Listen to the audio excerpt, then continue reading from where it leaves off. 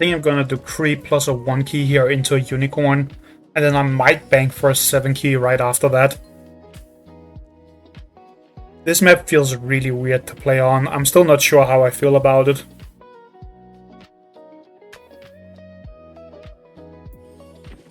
Because it like technically has enough contestable panic points, but not really, because you can hit with flyers. So it feels very weird to contest a lot of them.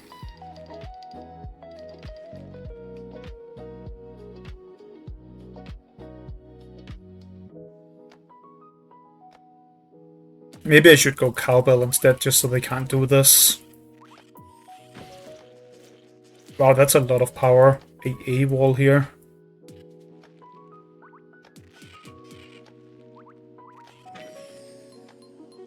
I think I'm just going to back off from the top side here, because I don't really need to defend this side of the map.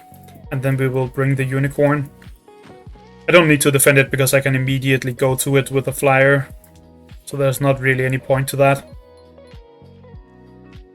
Like, we will always be able to kill whatever they put here if they decide to take that point. So it's only the other points that I have to be concerned with. And for those, we have the creep in range so that we can poison if they try and take.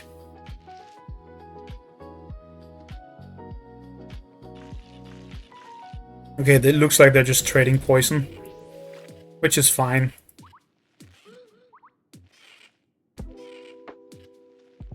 Could also try and kill this. I don't love doing that though. I think I actually just want to like maybe poison this. But I can't kill this, right? This is very aggressive now.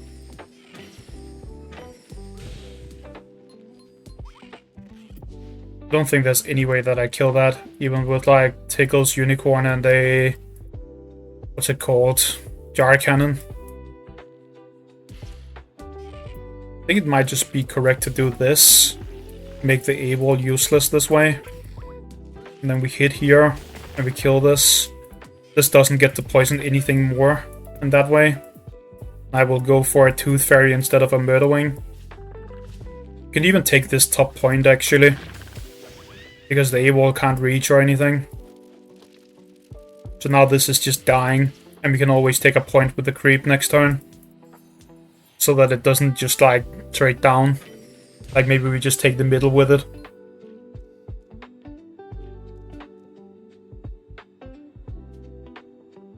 I wonder if you should ever actually just go for Pearl on this map. I don't think my Pearl is high enough level to really justify it.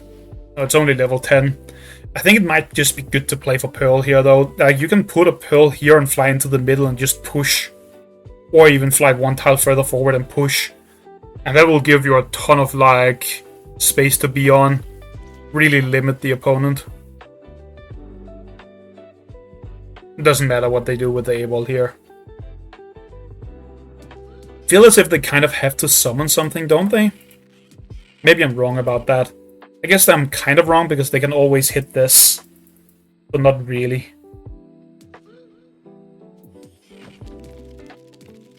Boomer. I think I'm just going to take the middle with my creep and keep the tickles safe here. I can't really take double points because they can just like bring a flyer and that's fine for them. There's not much point to that kind of thing. We'll bring this over here on this turn. Could actually even move forward with my unicorn. Throw down a trap here. It's pretty obvious, but that's not really that big a deal. If it is obvious. Sit this here instead. I could bring like a phobie behind this. I don't really know if I want to do that though. I kind of want to just be able to like go for a 7 here if I need to. You can go for a Hero 2.0 or Oopsie Baby or a lot of other good ones. Could have also let them deal a little bit more damage on this turn to my heart before I start taking points. And then play for Ogre. Go like Shovel into Ogre. That wouldn't be bad either. Okay, they have the poison up for this soon, so we kind of have to back off a little bit.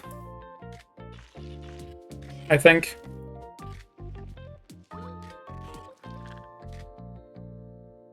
because I don't want to let this get poisoned. Like, get a poison and take a point would be bad. They're playing Repeller.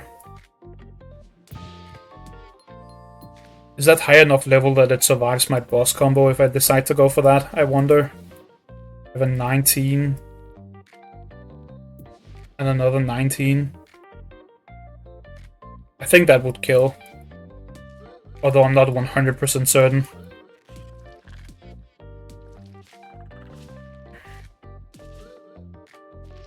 We could also just go for something else entirely. That was just like my first thought. Anytime I see Repeller, my first thought is just to like try and boss it and blow it up. It doesn't have to be your path though. I could just as well go Hematic Ginsting into Gonzo Bonzo into Noxious or something like that. And that would also be very reasonable. As a matter of fact, I think I'm actually going to go for something like that instead and just bring the Noxious here. Doesn't have to be Hematic Ginsting, but Noxious actually does pretty well into a, what's it called, Repeller, because you can buff it up with a Gonzo and that gives you a ton of AoE damage, and then it's very easy to kill it, since it has such low health. They're just going to slowly advance here, but there's not much I can do about that. I think they should actually be taking the middle point with the Tickles on this turn. I think not putting this here is kind of bad for them. You could like put this here and bring a 4-key out. That would put me in a position where I'm forced to retreat.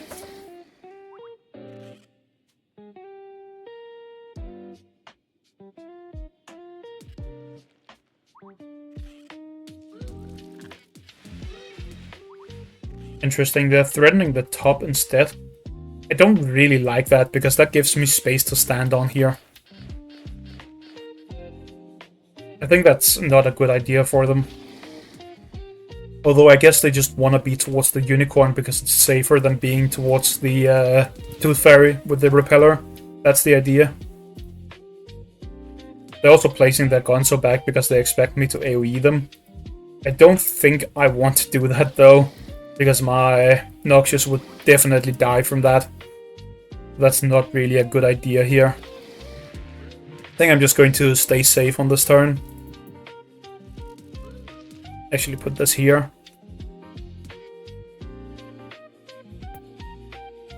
Do I want to go for the plan with the Gonzo stuff here though? Because I could play for Gonzo, or I could just throw Miss Muffet in here and that would also be pretty good. I think I'm just going to play for the big AoE though. I think this is better. If I have to be honest.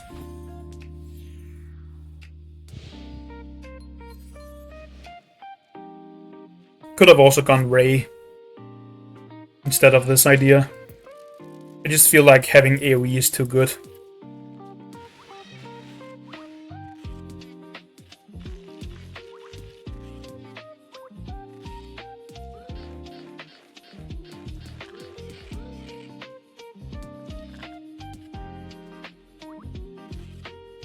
I don't think they can push me into this, right?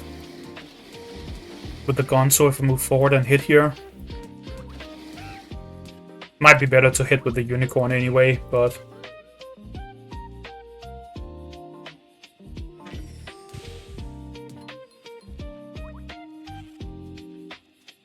I'm actually forced to take the bottom with my Tickles, which is pretty sad.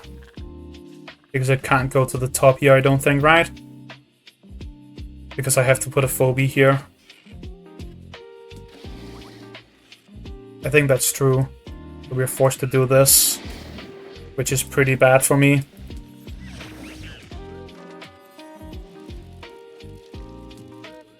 And place this here and put this over here. Actually, we probably want this all the way back here so it doesn't get hit by AoE. I could also just fly it over here and take the point. Flying it over here and taking the point is actually better, I think. This puts a little bit more pressure on them. Otherwise, I think my board is just too weak. This kind of overloads the Repeller.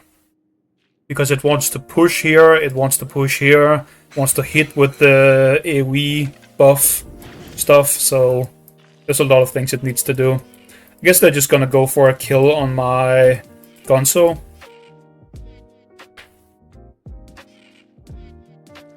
But if they do that, they're not pushing away the Tooth Fairy, and then we just kill this. So that's kind of weird for them to do. Yeah, I guess they end up doing that.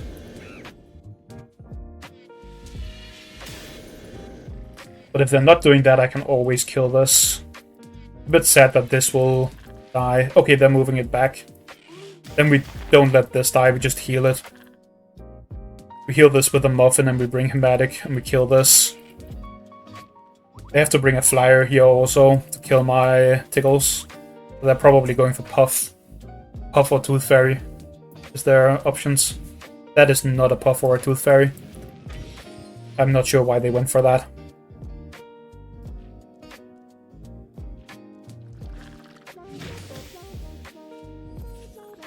Oh, we're unit locked. That's why they're going for this. They didn't kill the Tickles. That was the idea here. I see. So this will always die. We can't Muffin it. Not a whole lot I can do about that, though. We're just going to slowly march forward. And I think I'm actually supposed to throw the Tickles... Is it supposed to be in the middle or over here? If I place it here, it feels weird. But it also feels weird to just give the Unicorn something to do. I guess I can kill it on either side. I should just take the middle. We have got a hit on the Repeller now, though, so they are forced to heal their Repeller on this turn. Otherwise it dies to the Noxious AoE. Their last phobia is probably a Clinico. Looks like they're just gonna fight here, also. They want this to, like, go deep into fighting. Because whenever that dies, it's actually good for you. Still not safe if it only steps one tile back, which is pretty fun. Because we could hit the heart with the AoE to kill it, so it can't sit here.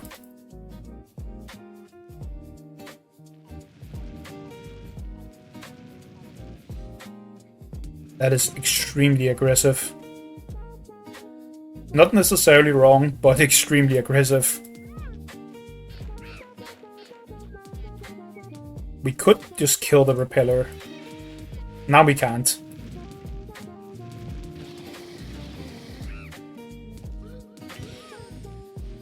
I have a Cupcake near it also. What's the best way of dealing with this? Do we just hit it once with each of these and back off? Let them get the Phantom after hitting it with something else? I think so. What is the best thing I can hit it with here? Has to be a 3-ranger. So there's not that many options. It's either Inoculus. If that's even enough, it is enough. It's either Inoculus or it's Oopsie Baby. I think I like the Inoculus hit more. And then I'm going to bring a Boom. Where is it? Right here. I'm gonna bring a Boom right behind this, so they can't threaten this as well. They're still threatening it a bit, but the threat is much less important because the Boom would be able to do a ton of counter damage, so they're probably not gonna be able to kill it without, like, screwing up their game. They have to play around this now, but that's pretty difficult to do. The Phantasma is very hard to keep alive for the same reason that Repeller is hard to keep alive here. We have this giant AoE just waiting for them, so they can never really step up. We also have Noxious being a flyer, which is in our favor.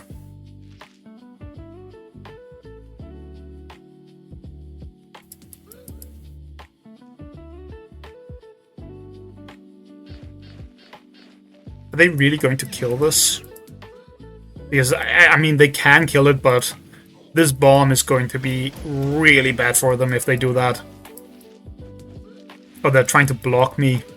I don't think that's a good idea at all. I mean, there's also a trap here, so that makes it even, like, worse. But this lost them the game, I'm pretty sure. We just win on this turn, right? Because we blow up both the Phantasma and the Repeller here. The AoE here, they're forced to use this next turn because of that. We can hit here, we can hit here, and we can just use the bomb in the middle. Does that kill this, actually? Oh, it doesn't kill that, so we can't do that play. That would be a insane play, though. I guess we can't kill the Repeller in that case.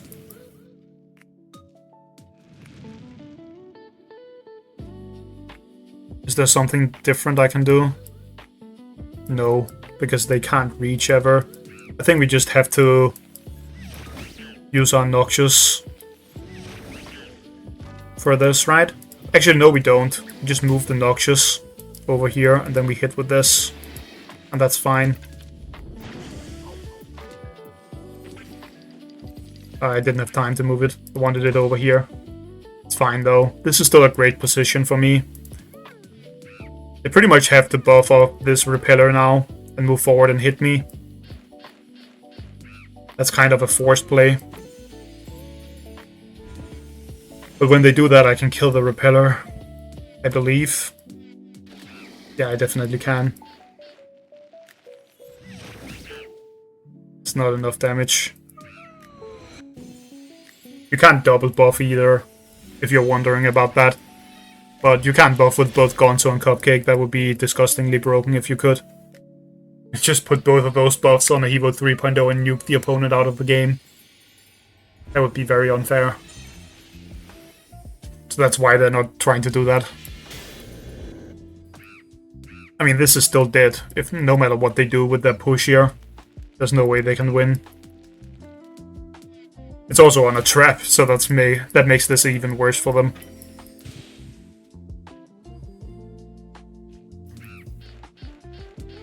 Unicorn traps are so broken still. Even after all of the nerf to it. Like, that nerf just wasn't even enough.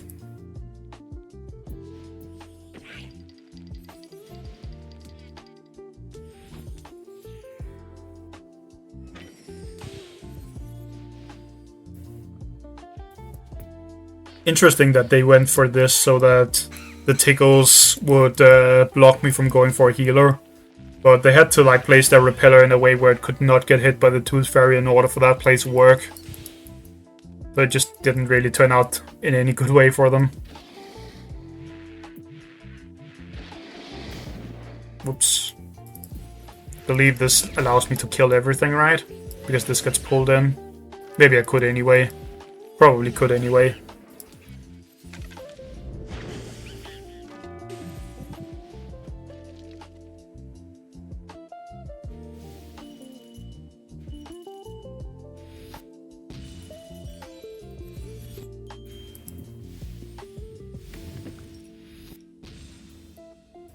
Against Repeller, there's actually a lot of different things you can do now, which is why Repeller has fallen so far down.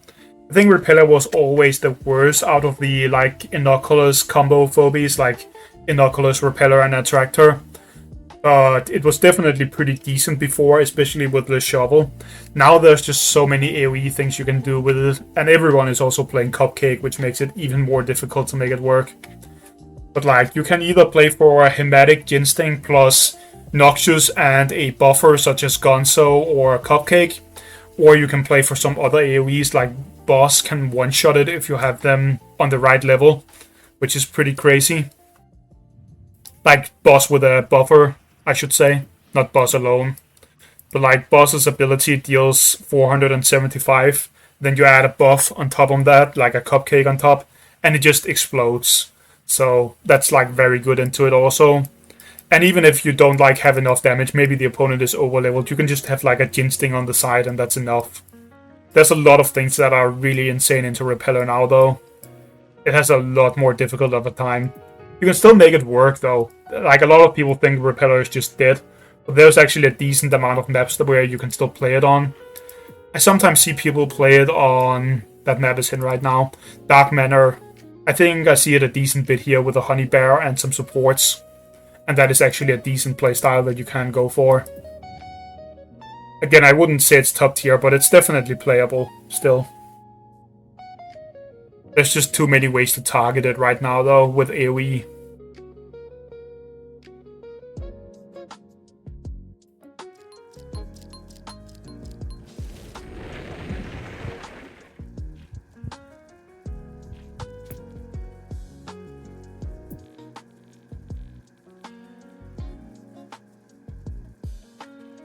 I think I'm going to test Jammy-Fish here on this map. Kind of just want to see how this goes whenever I go for it on turn 1.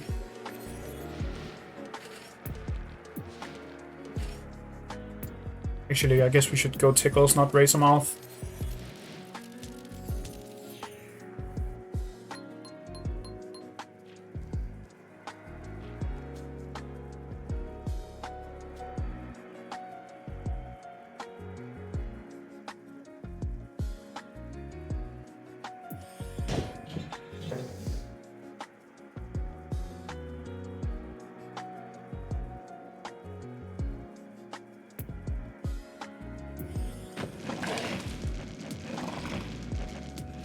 I guess they can take the middle because I don't actually have the attack power to kill this without Markaival 1 down. But it's not really that big a deal if they take the middle here either. So I don't care that much. I'm just going to take both of these points.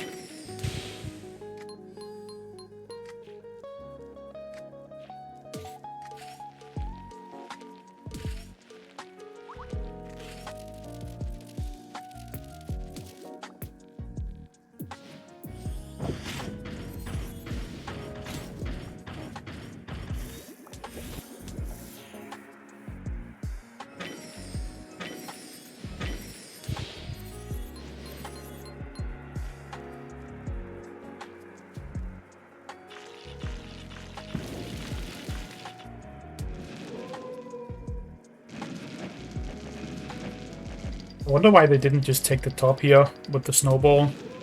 That should be a free capture on this turn for them. That was kind of what I expected them to do on this turn. I have to bring something towards the middle also, otherwise I can just reclaim it for free. But they should definitely take the top point with the snowball. There's no real punish for that here.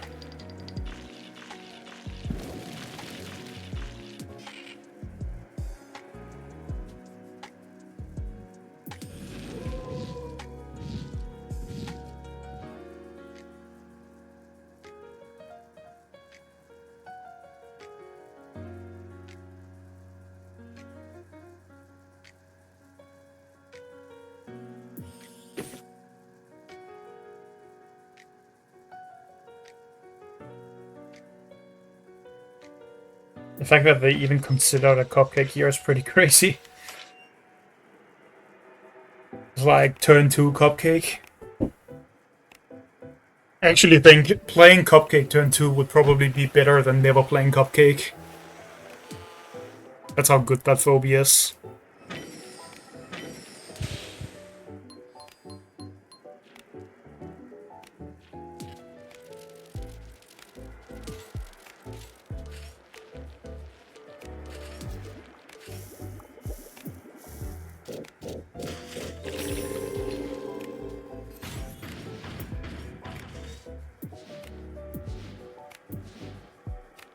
Which 6 key do I want? I'll also just drop a Rambolina in here. Or we can take the bottom, but if I take the bottom, they will Rusty me and swarm it. I don't really love that. Guess I'll try this. It's weird if I can only put it here, though. Maybe we actually just do a 4 key.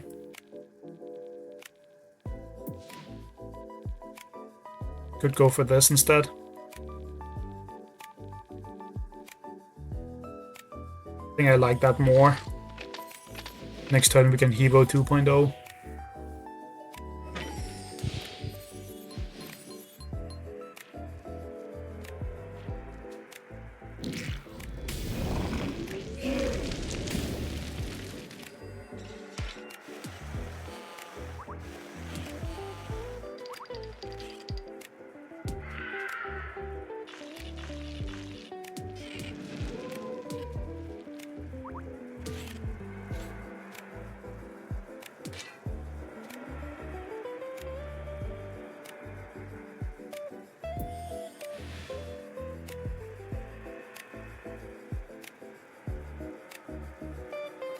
Can I block this in?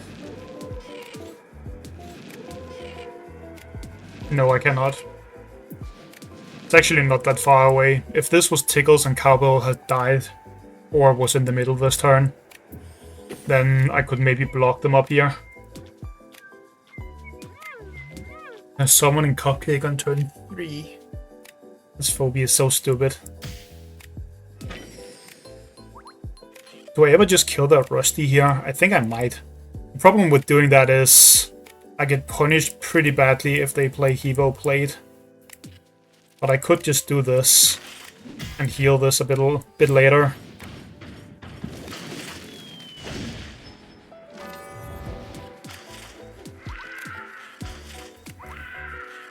But if they buff here, that's 2000 damage. I mean, it's too easy for them to just kill the Hevo for me to do this, right?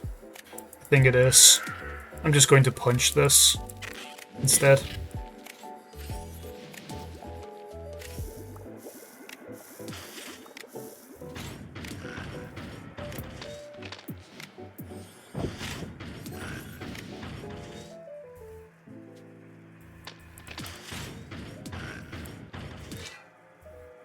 Maybe it's better to have the Hevo 2.0 here. Should also probably swap those two, actually.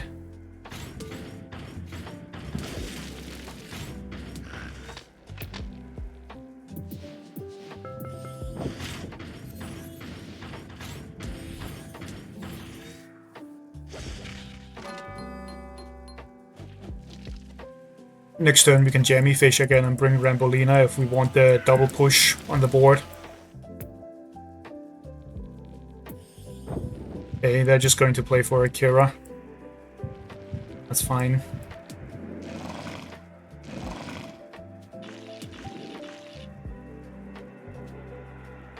Can they place it there? I guess they can. It would be pushed here, right? Not up. Or would it be pushed up? We push here. This gets moved back. Might be able to push this up. I'm not 100% certain.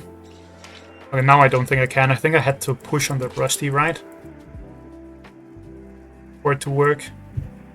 I think it always pushes the targeted phobie first, if I remember correctly. Maybe I'm remembering wrong, though.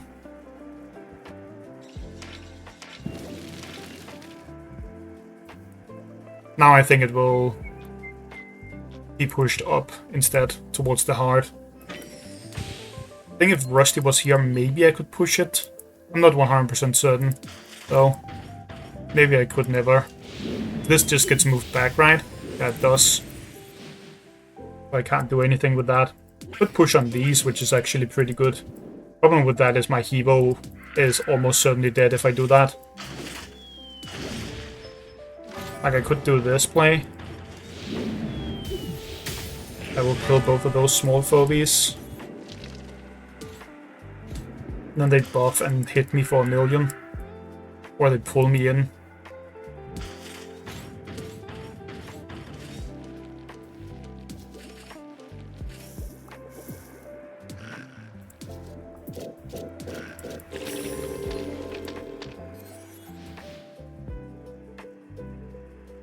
They punish the Daisy being here with a summon.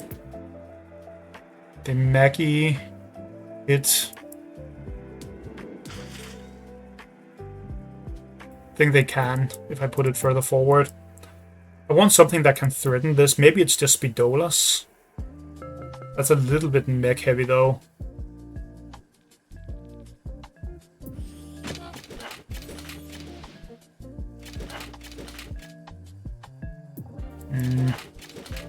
This might be wrong to do.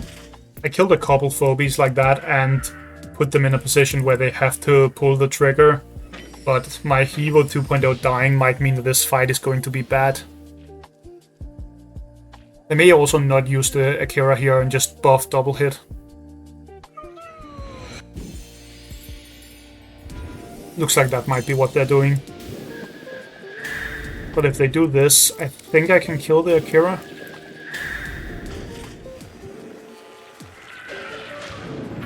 Could also just kill this, which is also fine. Kill these two and hit the Akira a bit. At least we made them use Cupcake. But this isn't a super bad trade when you look at it that way, because I'm going to be very ahead after this whole thing. Oh, they're protecting the Akira a bit with that Pickles. I think I'm actually maybe just ignoring the Akira now for this turn. Ooh. That's scary though. Bunch of bombs with it. I mean, I could kill the Akira, but then I get bombed now. I don't think I want to do that. There actually isn't any way for me to kill this Kaboom either. But I think I'm just going to like hit this a bunch of times.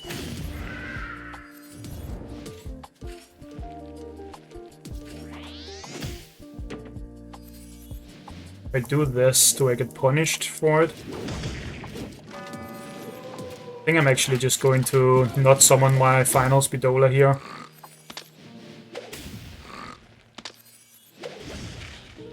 They can kill this if they go in with both of the bombs, but that's not that good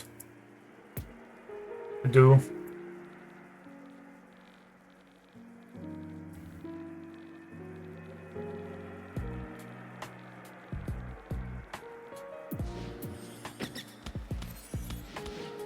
It can still hit from here. The Akira stays in the same position, that is. And I think I want a flyer behind this. Actually, maybe just here. We put it behind. Can they do some pull play, maybe? They hit, kill, walk on, buff. Yeah, maybe they can. I think I'm just going to do this. They only have Akira and the bombs now, so we have a lot more bodies to work with than them. It's also because of these Jammerfish constantly giving me keys.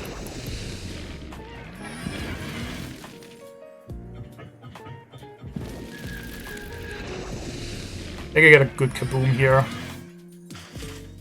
But it doesn't actually kill stuff. I have to summon something with this to try and kill this Speedola. I still have to kill the Speedola because I can still go for the blue one. I was just kind of assuming that they would kill this on this turn, but I guess they won't. If they just killed that, they would probably lose the game. I think they're kind of in a position where they can't win here, actually.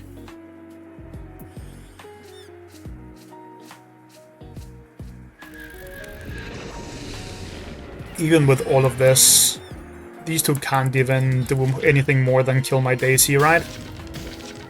I have to walk onto it, and then they boom up here, but this isn't killing my stuff. Now my phobies are close to their things. So we can kill the Akira. And being damaged doesn't really matter, because I am still able to hit back. It doesn't matter if my phobies are damaged. They deal the same amount.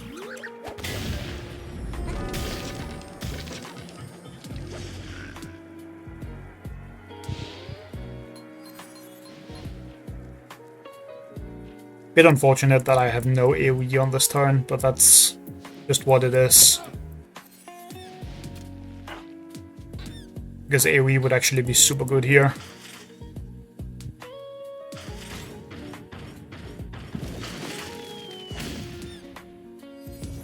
I think maybe I'm just killing this Akira on this turn. Can't I do that? Or is this not enough damage? I'm almost certain this will be enough, right? Yeah, it's definitely enough damage. I'm just going to let my... Actually, should I let my Red Speedola die here? I guess we can take the damage on the Jammerfish instead. That keeps the Red Speedola slightly safer. It might still die, but if it dies at this point, it's really not that big of a deal.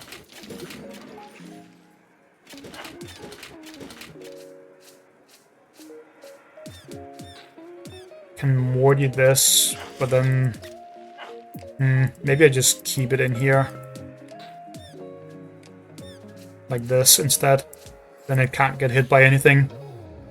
Although if they Morty, they wouldn't be able to kill my Speedola, and then I think they just lose.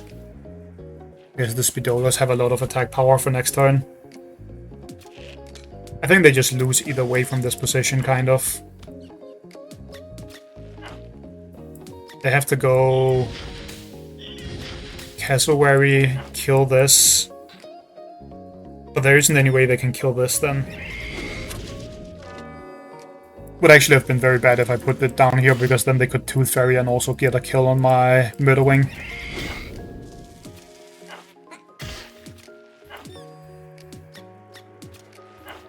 I don't think there's anything that will kill this for them. Even if they Ray on this turn, they would have to leave my Cassowary alive in order to kill the Red Speedola.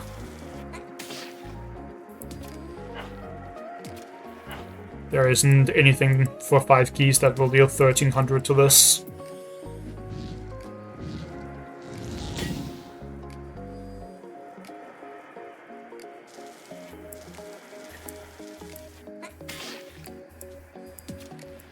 They have to either kill the Speedola or the Cassowary, which means they just lose the game, I'm almost certain, because now this will jump on them.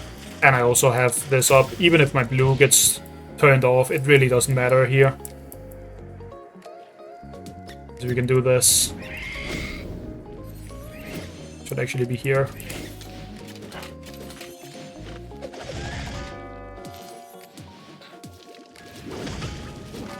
Can't kill the Ray, right? Not this way, at least. Maybe there's a better way of doing this. I don't think there is, actually. Because these two have to double hit for max damage here. Or the Cassowary wants to double hit for max damage.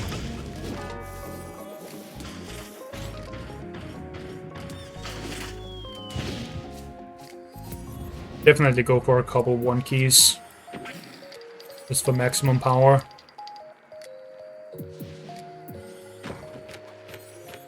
I'm not going to walk forward and hit the Ray, because there's no real reason to on this turn. They're just going to kill my Cassowary, and then next turn I can win if I want. Can also just hit their heart here.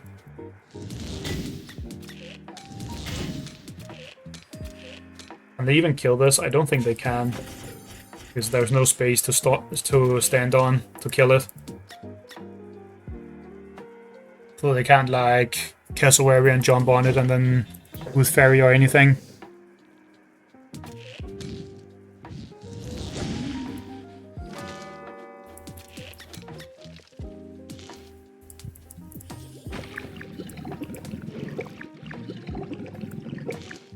Oh, they're just going for a tank.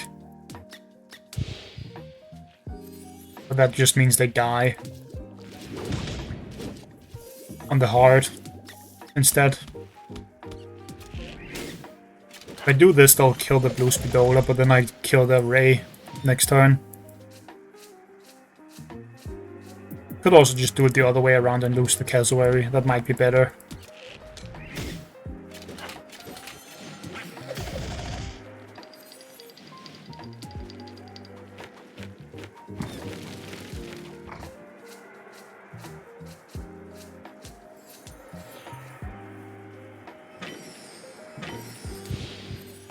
I think I mispositioned a little bit in the early game here.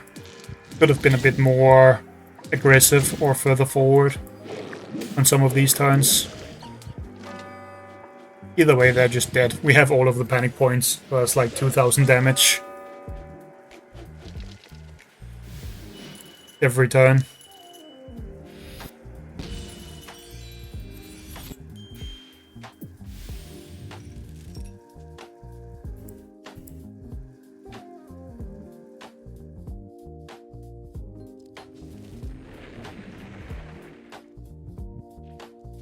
Another Pyro Abyss match here.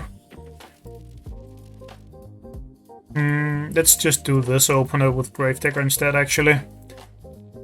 On this map, it actually often plays out a lot like a slow, small map, except you are allowed to bring way bigger phobies.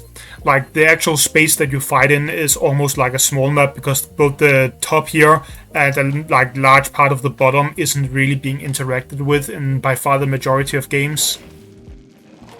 They can take the top point like this. This is kind of like with a lot of small maps where if the opponent goes snowball on the first turn, you are not really that sad about it.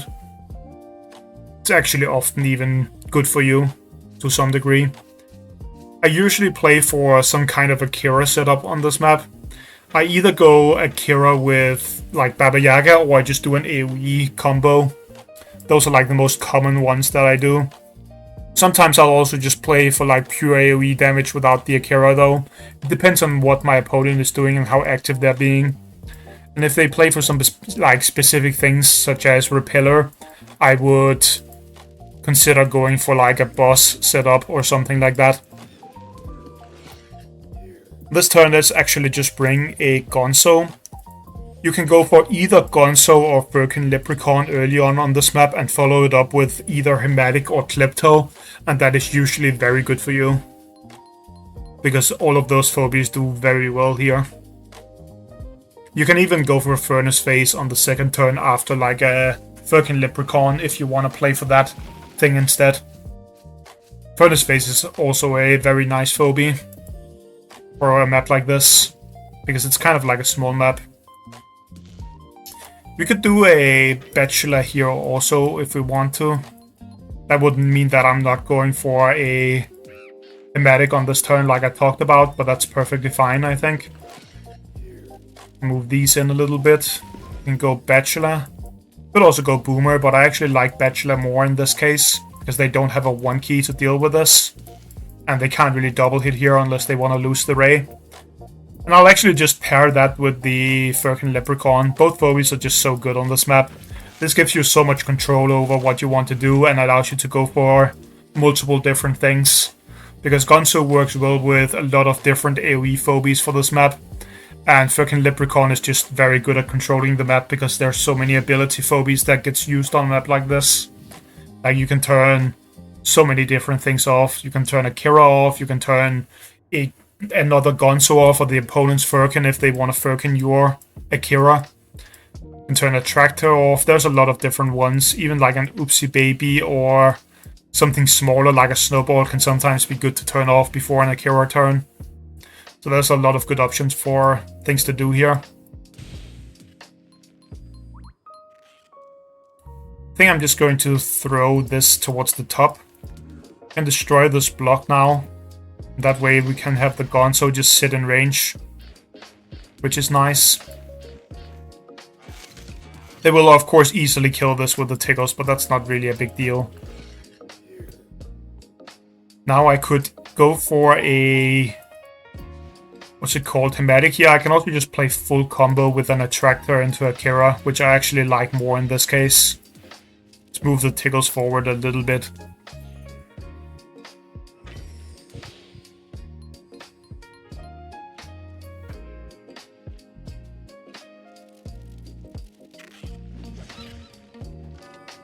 We also don't have to trade 1 keys if we don't want to.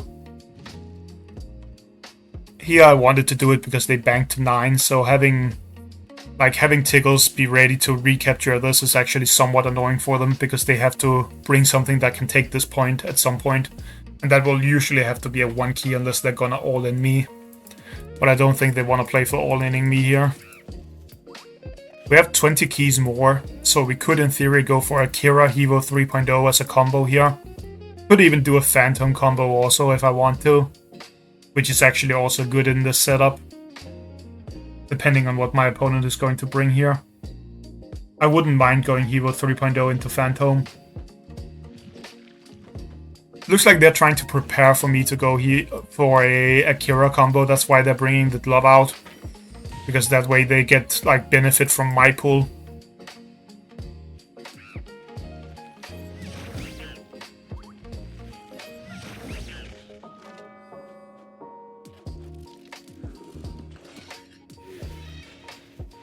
We could try and counter this with a Rusty, but I'm not really that concerned about it, to be honest. We're just gonna bank to 10 here, since they are also banking a lot. Banking into 10 is also good because I can go either Akira into a 6 key, or I can go for Hevo 3.0 into Phantom and just go for that combo. I would probably summon the Phantom first, actually, if that's what we're doing, but still. I don't really think they can move the club up like this, can they? They have to support it at least, if they do. I guess they're supporting it with the paddles, that way they're threatening me.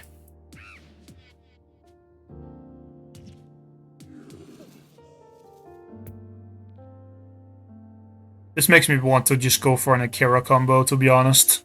Whenever they're playing like all of these small and supportive phobies. You can just like give up a bit of space and move back and then Akira combo them later. That would be pretty fine.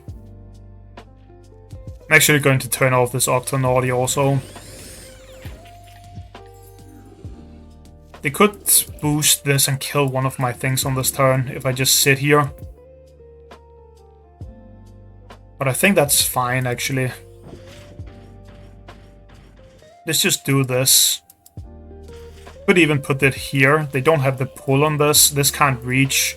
If they glop on top of my Evo 3.0 here, we can immediately Finnegan it. You can also pull it with the attractor, so there's like no way that ever works for them. They could kill my Furkin Leprechaun, but I'm not gonna bother protecting it, because I think if they kill it here, that's actually bad for them.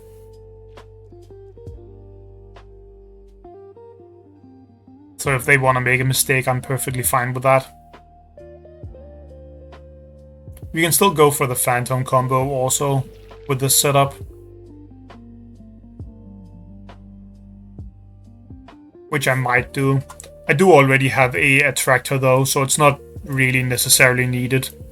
I could just like bring some more stat-based phobies, like could bring a Goon into a good 5 key, and that would also be good, like a Noxious plus a Goon, and we just AoE them out of the game.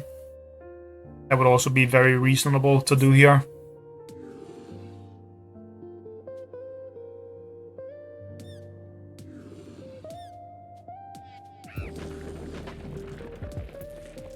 Thunder Rocks.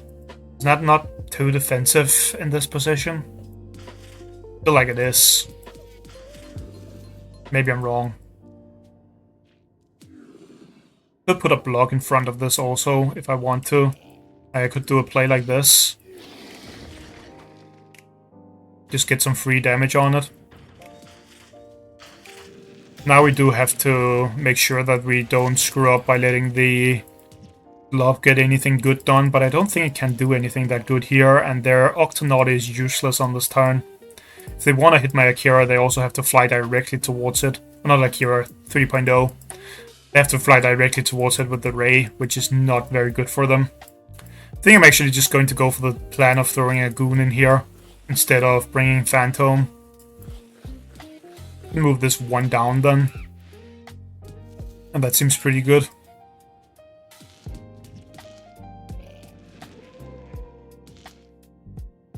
It should be very difficult for them to do anything about. And they're kind of forced to move back unless they just want to take even more damage on their phobies. But if they move back, then they're just in too weak of a position here. Looks like they're using the glove now. But we can just pull it off, whatever they put it on, if I want to.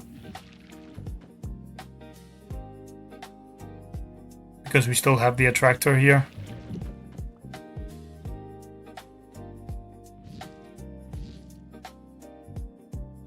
And also, if they do that and bring their team forward, we would just get a massive Evo 3.0 hit. So that's never gonna turn out well for them.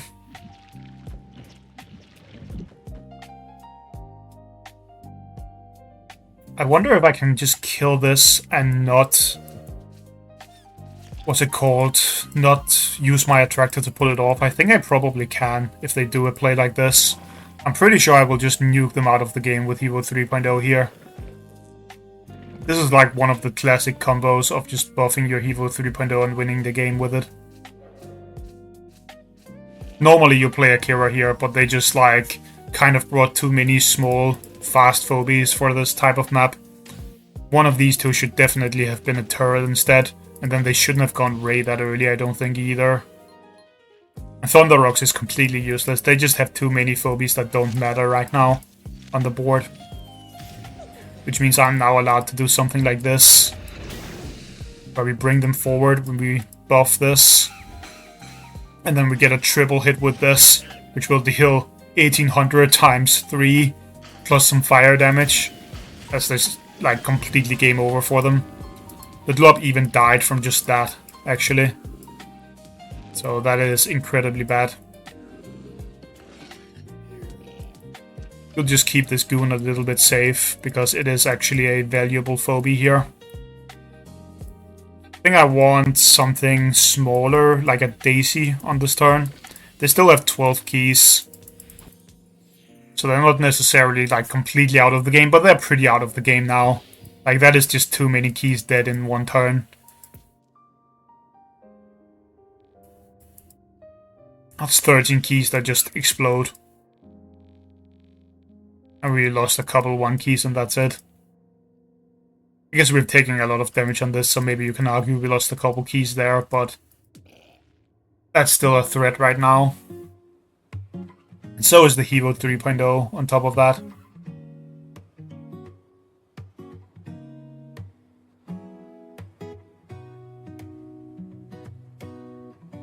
This is not how I would recommend that you usually play on this map though. In like 90% of cases you should just be bringing Akira and playing for a bunch of AoE with it. Maybe throw in a Baba Yaga if you want to go that path. That's only for Arena though. Don't play Baba Yaga in Async.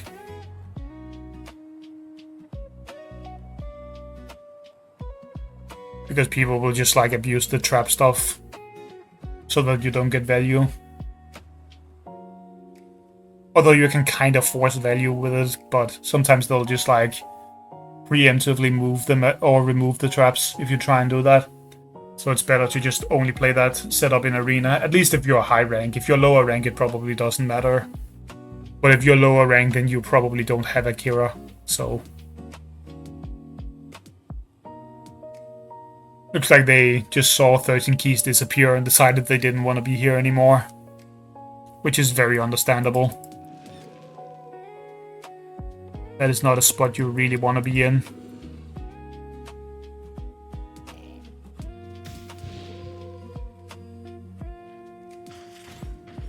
Guess we'll just get some damage this way. Even if they come back, this isn't actually that bad for me. So... I mean, it doesn't matter if they come back either. There's literally no way they would ever come back from that, I don't think. Going down like 12 or 13 keys is just not something you really return from.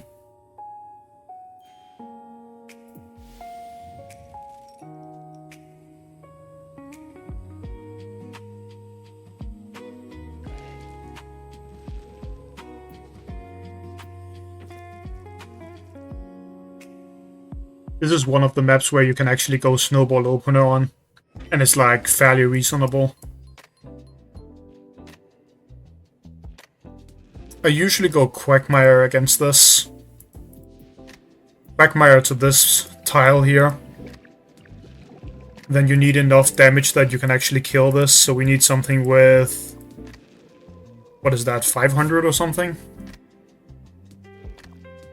500 and a bit. That just means AWOL, I believe.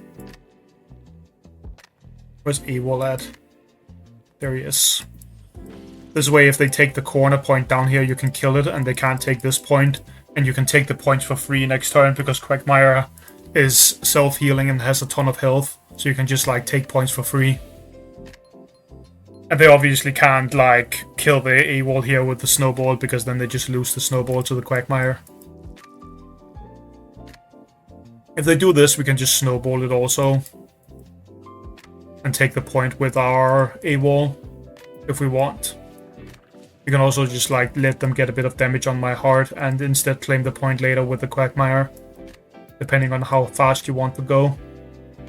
Probably going to do Snowball 1 key here. And then maybe move that into either Spidolas or a Hematic Ginsting. Can also go Calypto on this map, which is good for hard rushing. Makes it pretty difficult for the opponent to approach you. Hematic is just like more difficult to actually threaten in any way.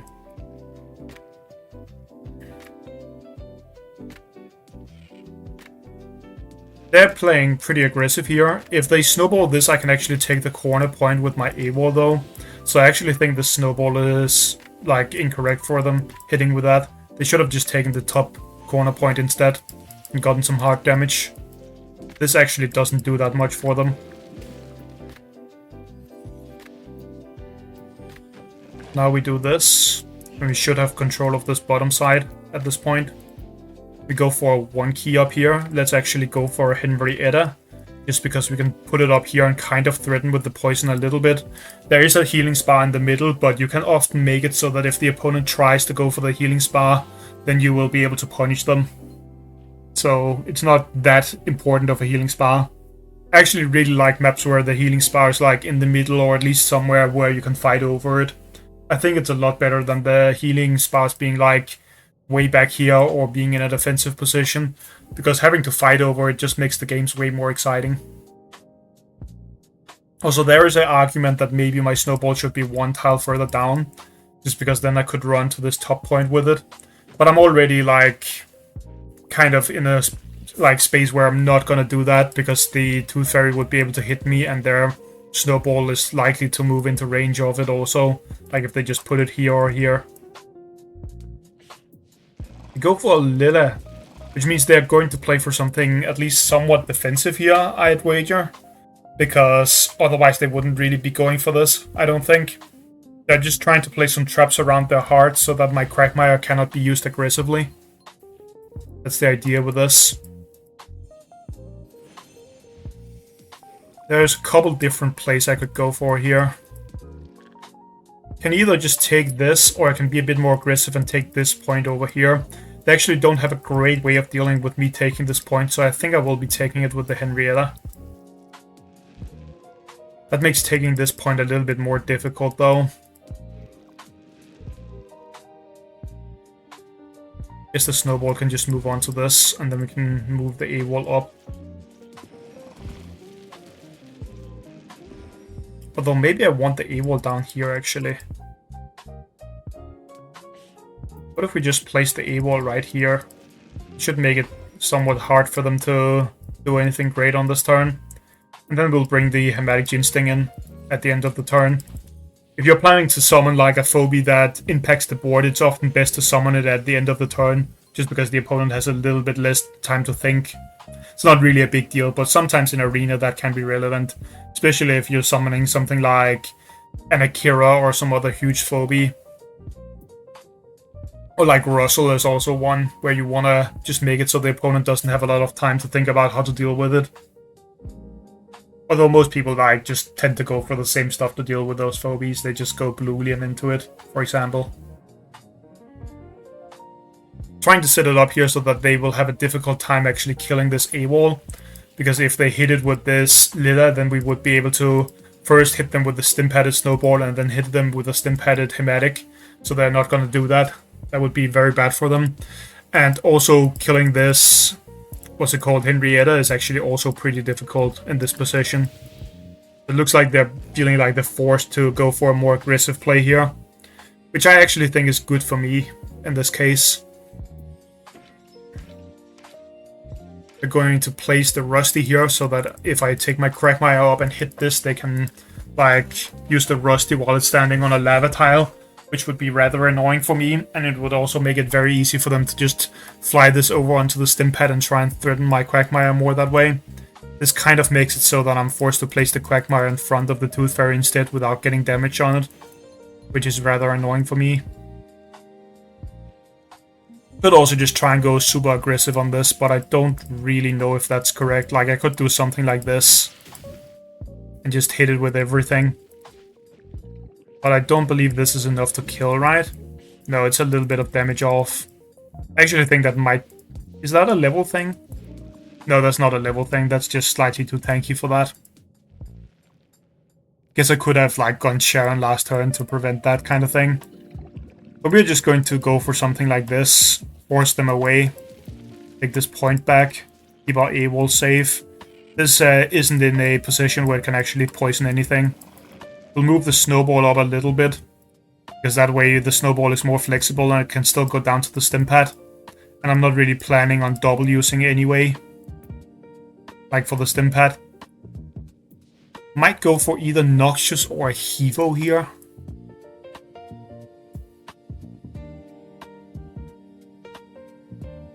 Both of those actually seem pretty good in this position. Noxious is great because they're playing a bunch of dimensionals. But I guess I'll just try the Hevo instead. Also gives me a mechanical, which is pretty nice. Can move the AWOL 1 in here so that it's able to also target this panic point. In case I like try and take it with the Lila or something.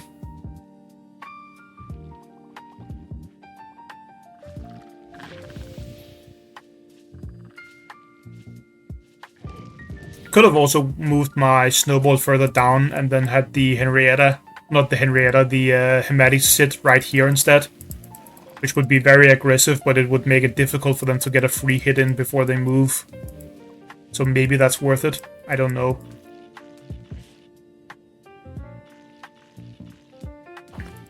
We can hit this for a lot of damage now, if they do this.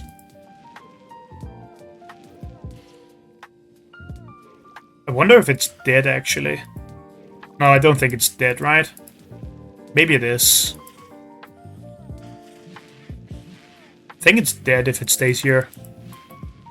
That Lila is in a bit of a rough spot. They will probably get, like, some form of disease down on me. That's fine. I'm okay with that, if it means that I'm killing the Lila. I don't really have anything that's that bad to get diseased here. Like, no dimensionals on the board right now. The only bad thing about this is that it makes the creep towards the bottom a little bit annoying for me. I guess the Snowball getting diseased would be pretty rough. But what can you do? Maybe we just do this and we kill with the Henrietta instead of moving the Henrietta up. That way the Hevo is free to move towards the bottom and defend this point from the creep. I kind of want to move in with the Quagmire, but there isn't a great way of doing that because of this Rusty, which is annoying. So I guess I just won't. Can get a good line attack on me also here. Although they probably want to make sure they kill the AWOL. So maybe they line attack here instead.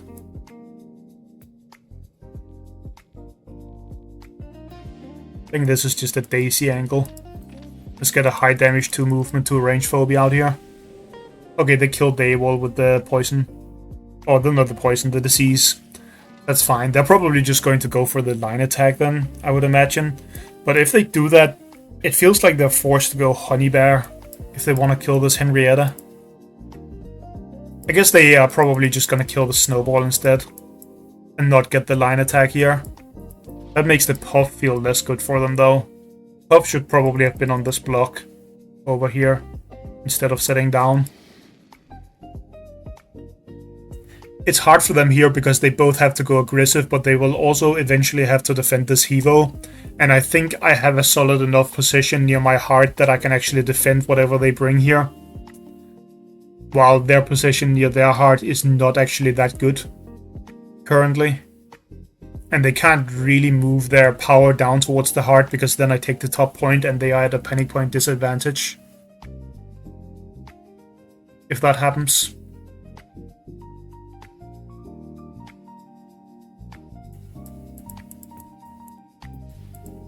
Also, it's very nice to kill this with fire from the Snowball. I didn't mention that, but that was why I didn't want to hit with the Hevo. And I instead used the Henrietta because then it dies to the burn from the fire. Also because the Hevo is useful down here. Looks like they might have quit upon the Lila dying. Which would be somewhat understandable, to be honest. That is a big deal.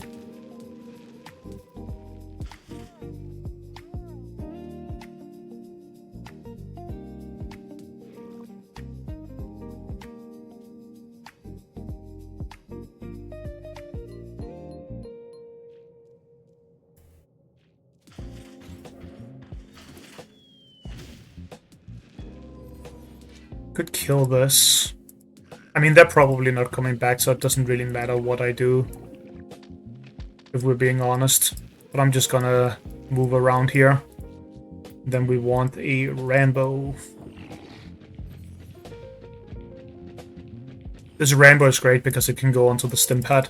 That's why I would bring it here. I've done this multiple times on this map. Whenever people are like building up their team near your heart or your side of the heart, you can place a Rambolina here and they can't reach it from the stim pad, but you can reach the stim pad with the Rambolina and use the push AoE. That deals a ton of damage to them and also moves them back. So you can kind of like move forward with your team, hit them, and then push them all back while dealing a ton of damage to them. They pretty much just quit whenever they lost that Lila though, because that is a very big disadvantage rather early on, so that makes kind of sense.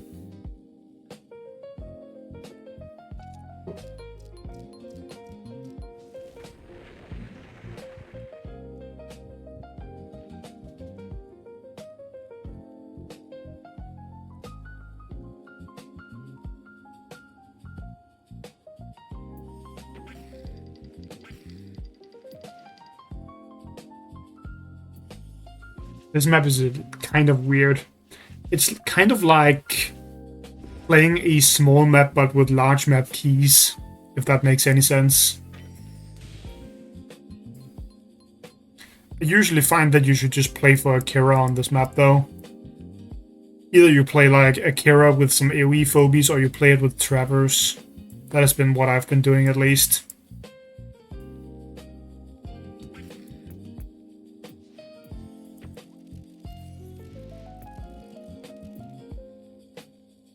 Usually I do something like this. And then next turn I either go for Gonzo, Bonzo or Baba Yaga, depending on whether I want to play for traps or for the normal AoE stuff.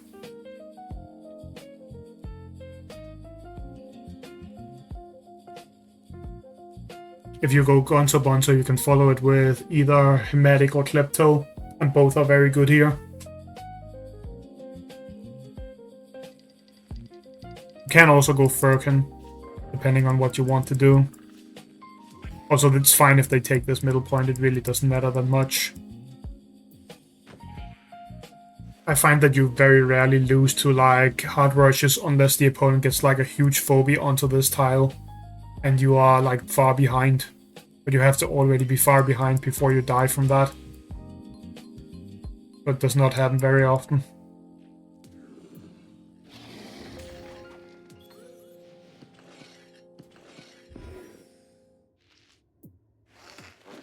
At least that's my experience so far. They're going for a 7 key, and this is a kind of slow phobia. Maybe this is a Baba Yaga angle. I also kind of want to just play it because I don't think I've showcased this strategy that often. At least it's been some time since I did this last. Sometimes people will just bring a bunch of like anti-trappers into this, but then you just like go away from this strategy and go back into the AoE stuff. Like if they start bringing terrible phobias like Doom, then you can kind of just like move out of it and start going for something else. Like go for the Gonzo plan again, or go like Firkin Leprechaun with Akira and then a bunch of heavy phobies like Blondie and Glob. And that also works pretty well because a lot of the actually all of the anti-trap phobies are pretty badly statted outside of Tickles, but that's more of just a grade 1 key. But both Doom and what's it called, like Whiskers or something, those phobies both have very, very bad stats.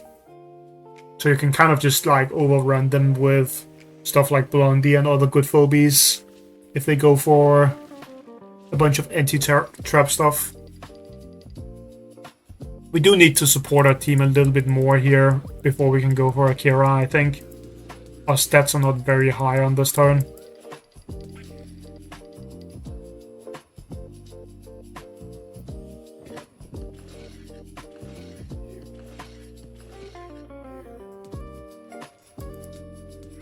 We either place this directly under the bow or we place it like right on this tile. I actually don't really want the trap to like detonate on this turn or the next turn. But I don't know if they'll stay around on this tile. They'll probably break this and move up or something.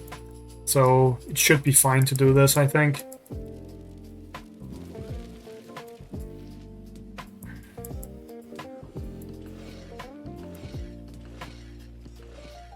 Do have to support this a little bit then. That should be fine. And just like bring a Gonzo or something.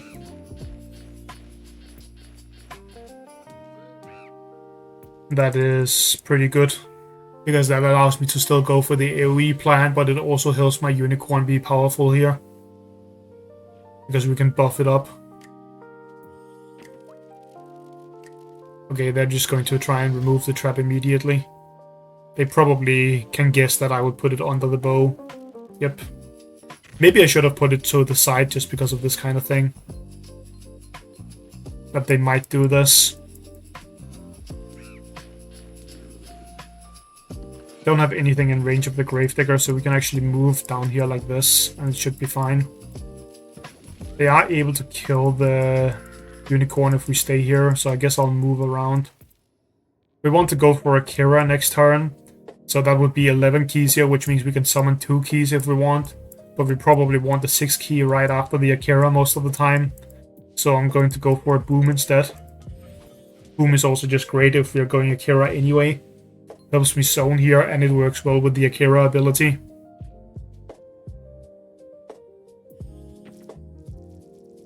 Ish. It's interesting. Wonder what they want to bring that with. It's not really a level dash either. It's behind. Although that is a support phobia, so maybe they care less about that.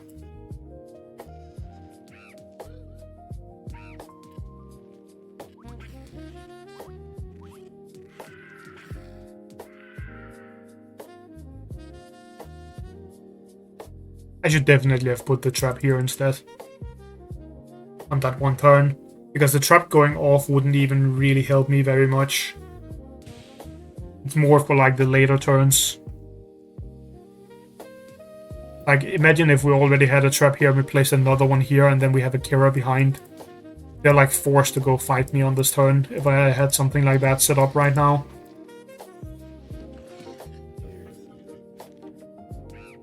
We can move this up, right? Or can't we?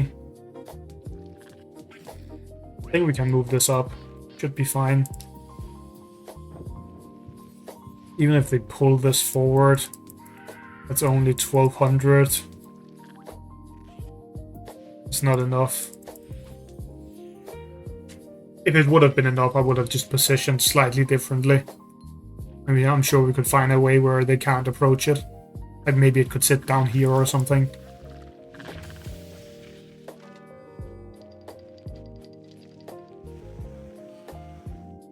Okay, they're just trying to use it to poke me, apparently. That is something you can do with Ashe. The problem with this kind of game plan is that I have an Akira on the board, so they are going to get completely blasted in a turn. Like, this is literally the last turn they have where they are safe. From now on, the Akira is just going to end the game if it gets to go off.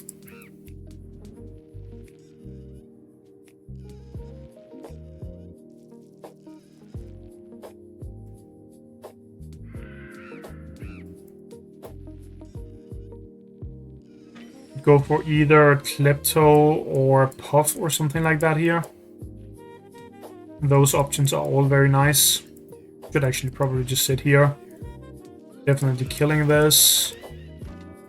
Just throw down this trap, because why not? They're still not threatening a kill on my Gonzo.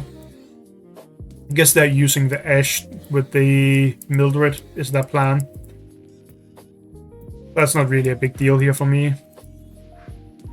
My setup here is like very, very dangerous for them. Especially because I even have the Baba Yaga trap right now.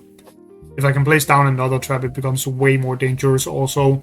If you get like 2 of these traps activated on top of an Akira combo with like any phobia dealing damage, you can just like nuke the enemy team. I don't even really think they can move forward right now with the Mildred. I think it would just die. It may die even if they don't move anywhere.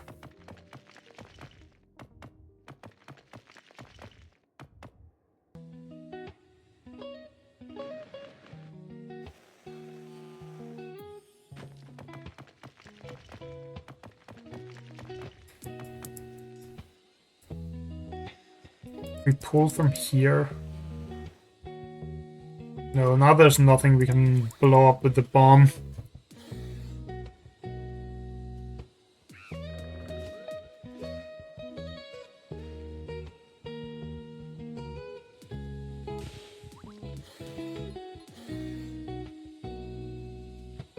Because this doesn't get moved down like ever.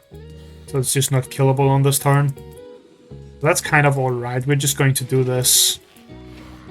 And then we will stay out of range by 1 here. Which does take a little bit of effort, but it should be fine to do this.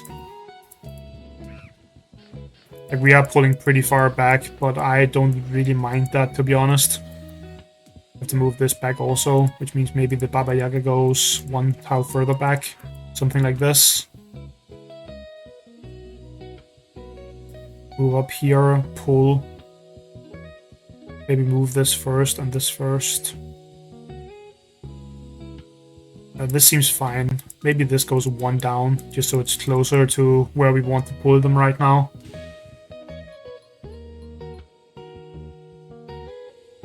They're also unit locked, like I am, so they're forced to sacrifice the tickles.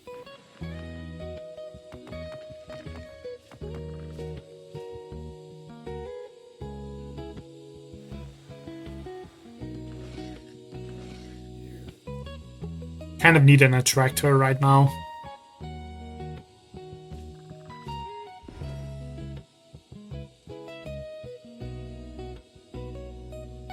I don't think we can kill here, right? This gets moved here, then we can bomb there. It's not close enough. We can only really hit with the Klepto. They're staying out of range as well as they can.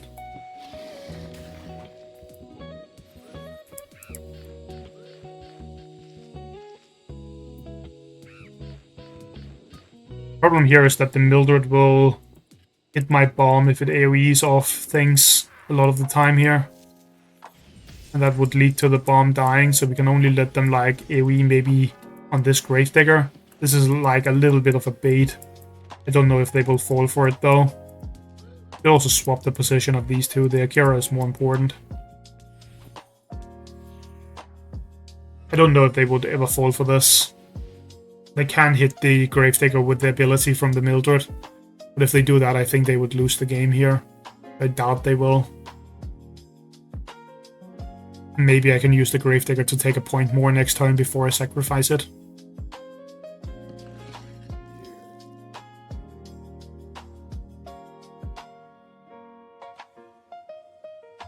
They seem to have a decent like idea of where my traps are with how they're placing their phobies.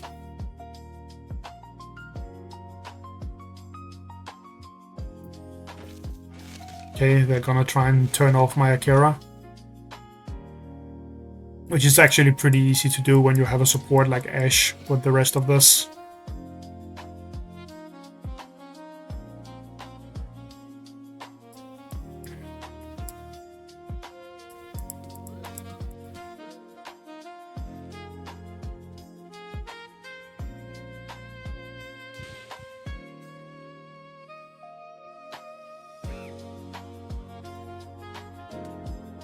Kind of can't move on to the stim pad with anything other than the Klepto here also.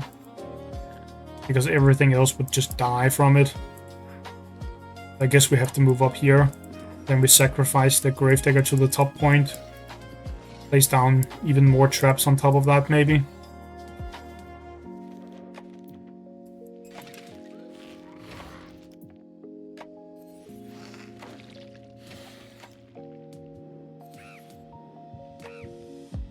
Do I want to heal the Akira on this turn? Maybe not, actually.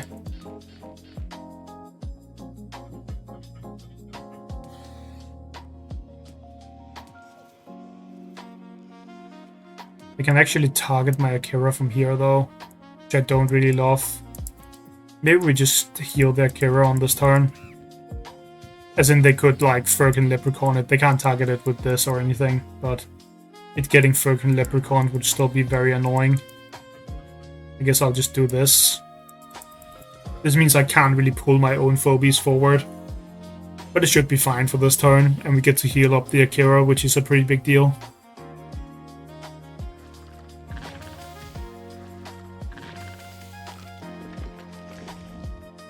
Wonder if they'll reclaim that point.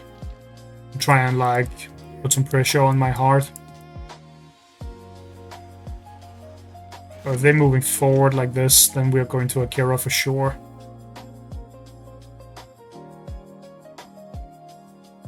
I think.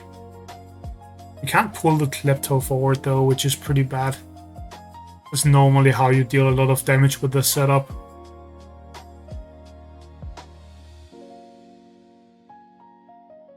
If they moved like one tile forward with everything, we would start being able to hit them.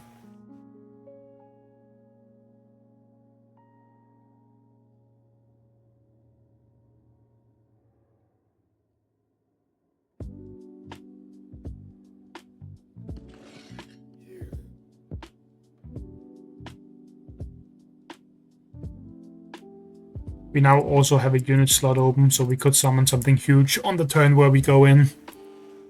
Or we could just like summon an attractor here and make it impossible for them to avoid me, which is also pretty good. I can't pull the Leprechaun from here, so it has the normal like range of turning my phobies off right now.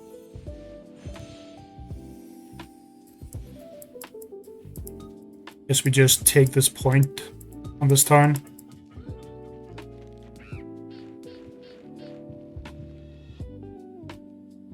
Can't go further forward than this with the Akira. Now, do I want a pull phobia or do I want just some giant AoE stuff? Both things are pretty good here. Just going for a boss would be really good for dealing a ton of damage. Could also like 2.0 them, which is pretty nice. If I had a little bit more damage on my heart, I could go Ogre.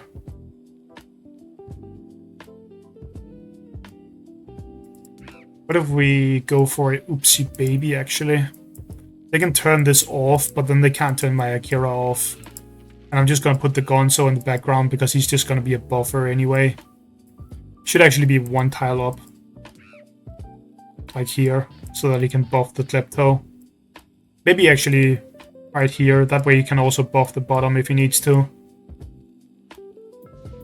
I think Butcher would probably be better in this spot, but I don't own it. Now it feels like they're forced to step on the trap soon and take some free damage. And if they ever do that, we can probably do a pull turn.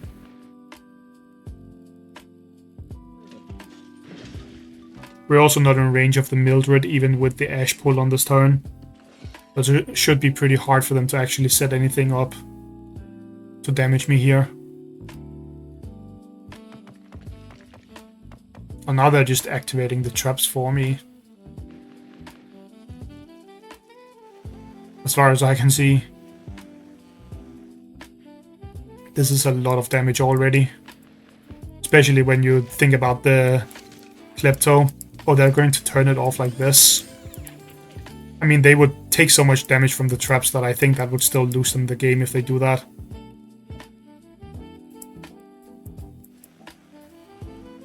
So I'm not sure if I like that play from them. I guess they can do this though. This just ends up being so far forward and my Akira is still basically just a Klepto without lob. So we can go in here anyway. I don't know if we'll be able to kill the Mildred exactly. But we'll like deal so much damage to the rest of the setup here. Could even power down the Mildred if I really like want to do that.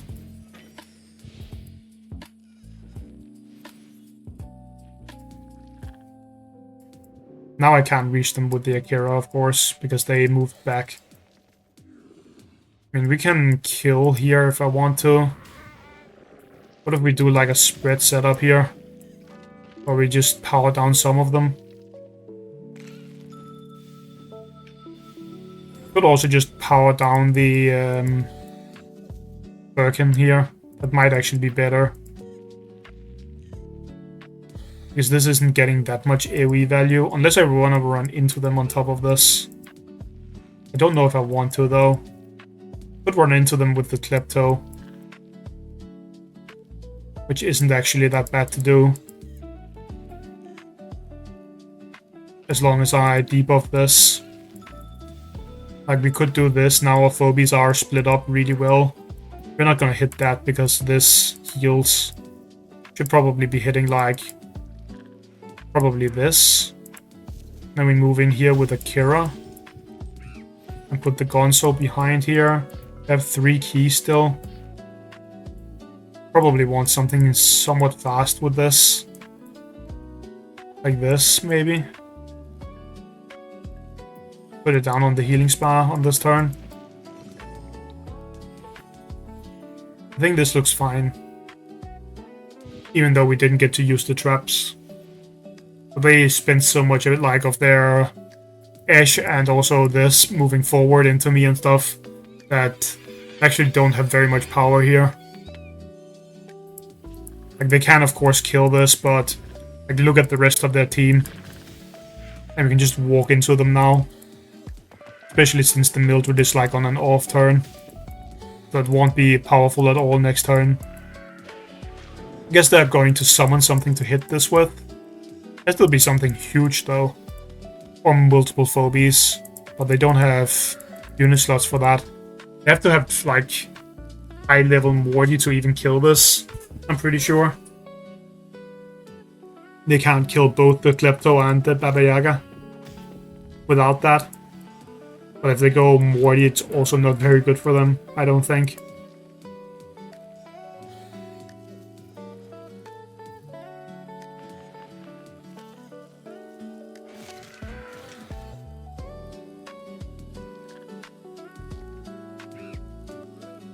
Maybe we can kill this with fire from the snowball, that would be nice.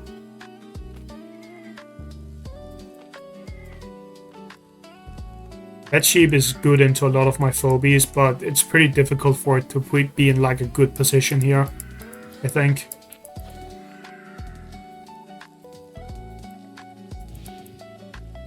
Could also just sacrifice the Baba Yaga on this turn, if I want to. I think I want to kill this though.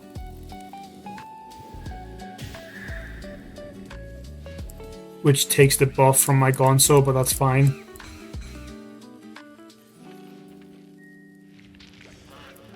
It would have power again, like, not on the next turn, but on the following one. So this is very nice still. Move in here with this, and then we want to kill this in a good way. I think we have to hit it a bunch, right? Probably can't even kill it with the fire. Without using, like, the Gonzo in a way. Oh, actually we can. Is this not good enough? I think this is good. Yeah, that's good enough to kill it. So we're just going to retreat with these two then. They can always bad sheep me here, but in order to actually reach the Baba Yaga, they have to go into a weird position. And they can't actually kill it. Unless they, like, do some really weird stuff, maybe. No, I don't think there's any way that they can kill it, actually. And then it can just go onto the healing spa. And the bad sheep would just immediately die. It would kill my unicorn, probably, but that's a decent trade. If they're gonna do that.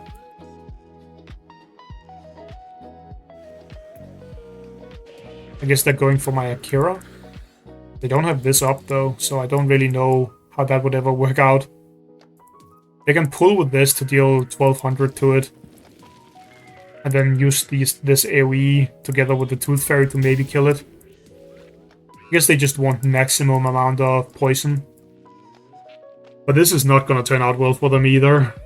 There's healing spas everywhere on this map. There's one back here, one at the bottom, and one here. So it's very easy to find places to heal your phobies. They're also walking into traps right here. I think they actually could have killed their Akira on this turn, right? That was the bad sheep. Was the bad sheep here? I think it was, right? Yeah, it was. Pretty sure they could have killed the Akira on this turn if they put everything into it.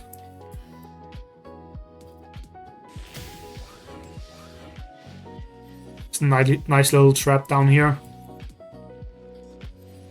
Our Baba Yaga pretty much has to either run here or to the bottom. Not really sure what's actually best for it. This also really wants to go on a healing spa, so I guess we'll do that. Because otherwise it dies at the end of the turn, and that would be tragic. Even though it also feels pretty bad to not do anything with it. We could move this down here and place a trap, I think. I don't really mind that play. I think I'm going to make sure that the Mildred can't actually target anything, which means this has to move once up here. Could also move down, I guess. Could also be fine. Could also just bring this to the bottom and heal it, but I think it's fine to just trade it for the Spellmangles and get a trap down like this. And then we move the snowball up here. And eventually they will only have Mildred, and Mildred can't really fight in 1-versus-1 fights at all. It's very bad at that. Like, Oopsie Baby will pretty much just solo it. We're also gonna have the Akira up soon, so... Can they even kill this? No, they can't. Even if they could kill this, it wouldn't actually be that good for them. Because we would just kill their Spellmangles right after. And we've also killed the Tooth Fairy. And then they would only have Happy and a Mildred, which does not do a whole lot. I mean, they should know that there's a trap under this, so this does nothing.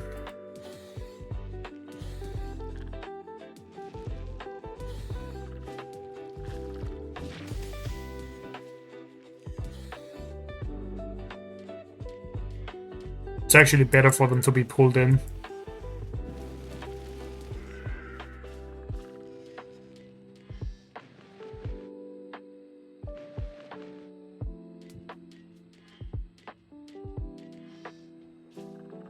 Okay, maybe they're going for like a hard rush.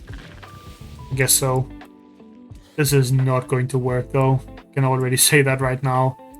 This does not ever turn into a win for them. Especially not with me having traps everywhere, making it even more difficult to do this.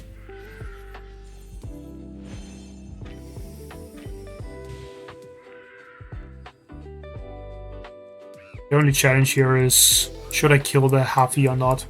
The only real question.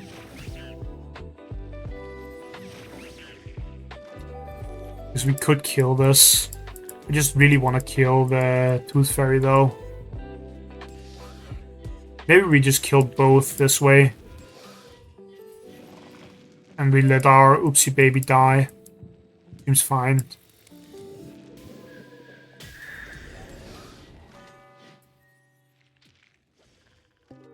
Alright, we have damage buff. Guess we just let it die, but take the point then. Should be fine. Mildred cannot fight in like fights where it doesn't have support. It's one of those phobies that needs a bunch of support, otherwise it just cannot work. You usually bring it with Furkin Leprechaun like this guy did, and then you have a LeShovel with it, or an Ash. Either one works. And then you just bring a bunch of like good fighters around that. It can actually be pretty good if you play it well. Not many people play this phobia well though. It's not exactly a super easy thing to use. The only top player that really uses Mildred is... what are they called? Like Big She, I think they're called. And I don't even know if they play a lot anymore.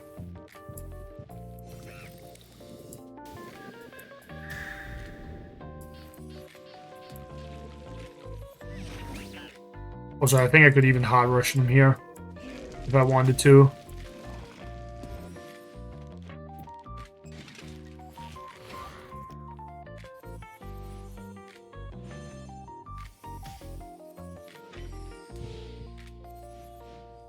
Mildred is like all about burst damage. The actual like damage per turn is really low. It's just about trying to nuke the opponent's stuff.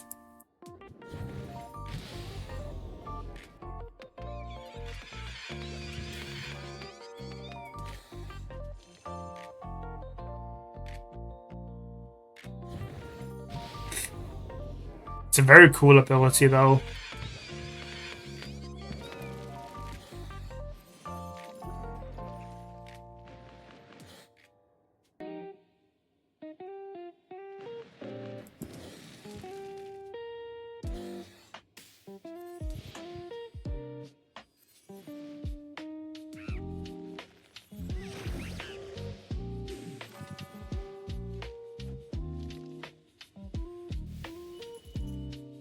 I probably shouldn't have let them ever, like, Birkin Leprechaun my Akira there. That just slowed down my game a lot. You just, like, spam a bunch of traps and then you try and Akira pull them, usually. Or you just go for pure AoE.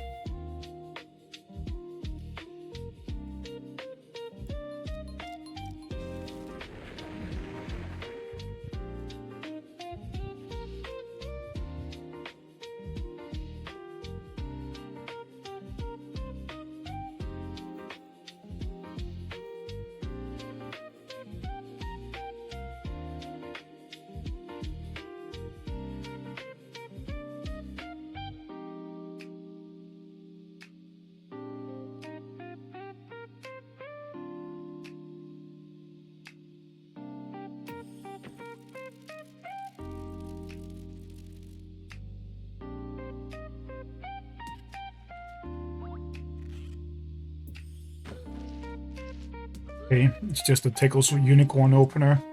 I think putting the unicorn there is wrong, because they can't move to this tile now. They're forced to go here next turn, so they're not making it flexible. I think it should be either 1 up or 2 up, depending on whether you want to take control of the top side of the map early on or not.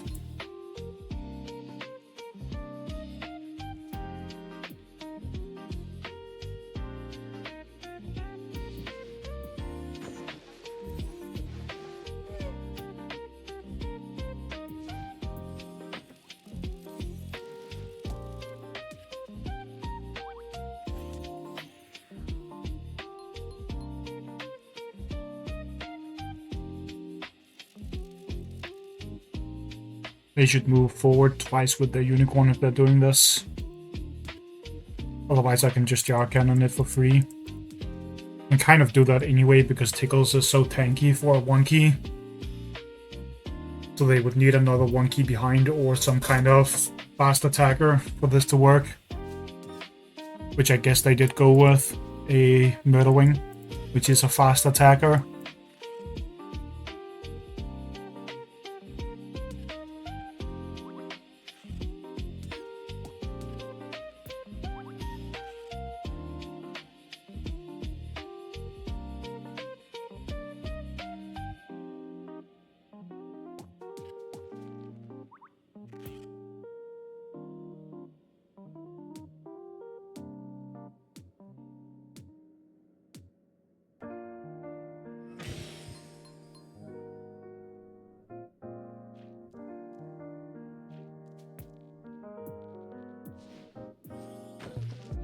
I could still kill this, and it wouldn't actually be that bad.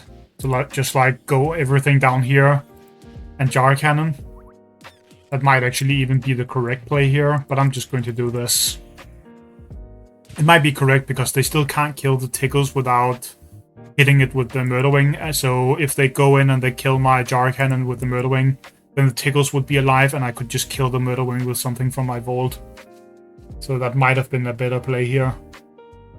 This is, like, very safe, though.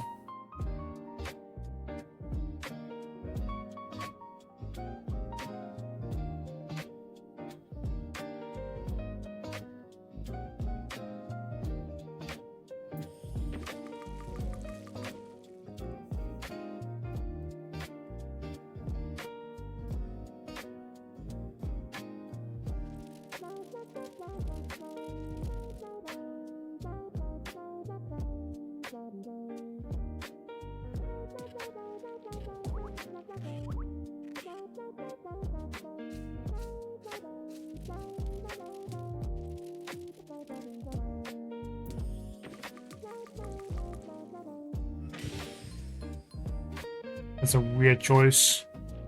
Go with the Jar Cannon down there at the bottom.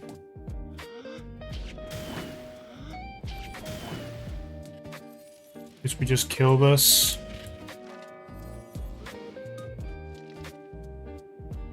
Maybe we move in with this, or not. Could also just sit like this. Maybe we take the bottom point.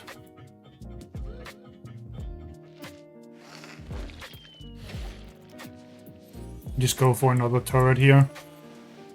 They also don't have a strong 3-key turret, So me bringing one is very good because there's not really anything on the board that can fight back against that right now. Kind of forces them to also bring a 3-key turret here. Otherwise it's going to be pretty rough for them. Could have also gone with a 1-key just to threaten their unicorn, which would also be fine.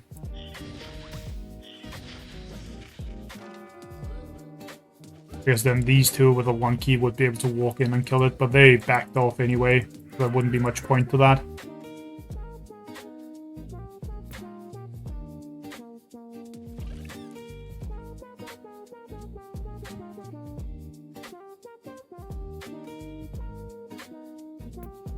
I think I either go for a Le Shovel or a... what's it called? Or like a 1-key into a Gonzo Bonzo here. Both options are perfectly fine. They aren't really threatening my heart at all, and we are even panic points, so I'm kind of leaning more towards just doing Gonzo Bonzo. I'm just gonna do this.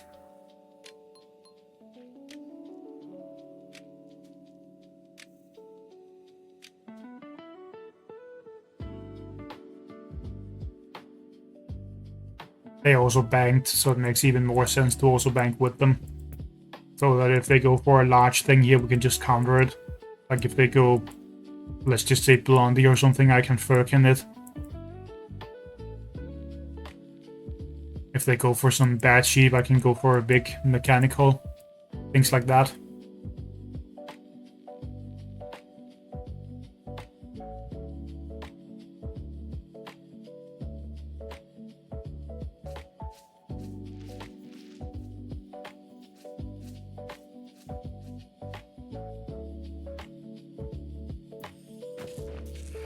Erratic. That's because of the Gonzo, obviously. But they're bringing that.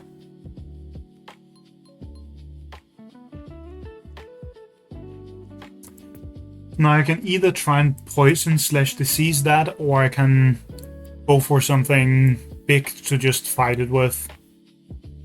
Both of those options are also fine. Could just like play Phantom Cerberus here, maybe.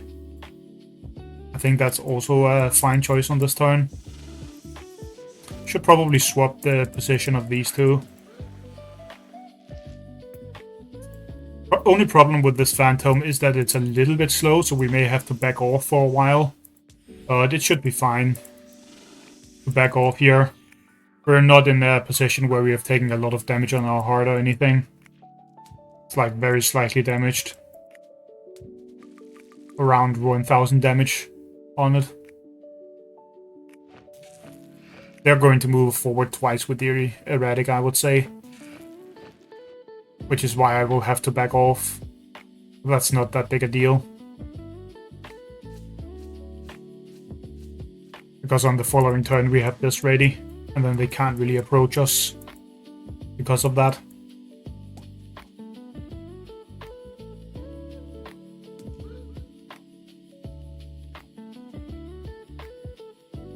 I think I'll even send the spot up here.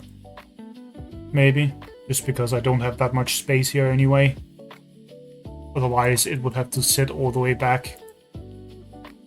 Although it may be better to just like put it behind the heart and not all the way over here. Or even just like 2 tiles back.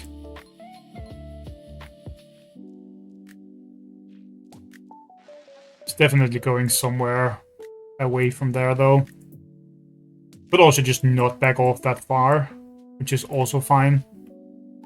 Problem is they'll kill my stuff if I do that, I think. And just do this, I believe. Go down here. This moves forward, this teleports. I kind of wanted the Phantom near the bottom though. Maybe we just don't put a trap down on this turn. Might be better to just do it this way. But then the spot should be down here, right?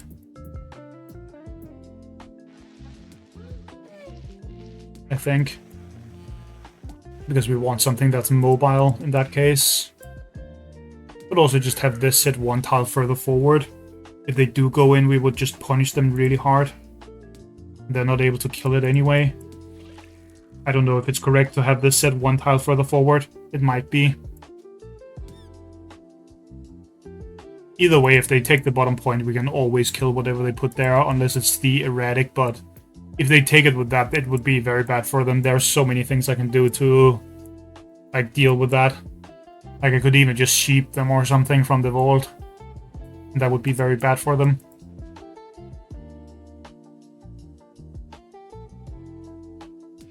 And they definitely cannot move, like, towards the middle or anything either.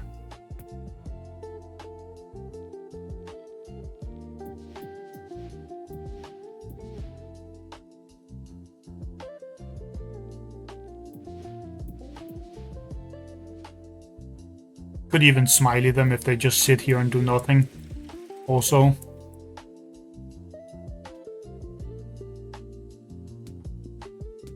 Smiley is probably the correct choice if they go for Jeeves here. Okay, they didn't go for anything. In that case, I think I'm just going to like summon Cerberus and start threatening them like crazy. Don't know exactly how my position should be, but there should definitely be a Cerberus like right here.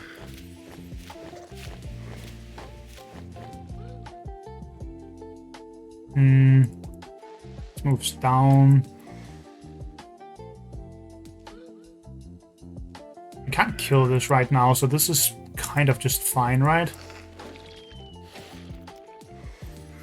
Okay, we move this one up to make the AoE a little bit less good. But also just keep this further back. It doesn't give them the opportunity to even attack me. But there's no real reason to do that. I'm in a position of power right now, so if they go forward, I think they just lose the game. They can't really fight us on this turn. Like, they can kill the unicorn at best. Maybe this. This is what, like 1,000?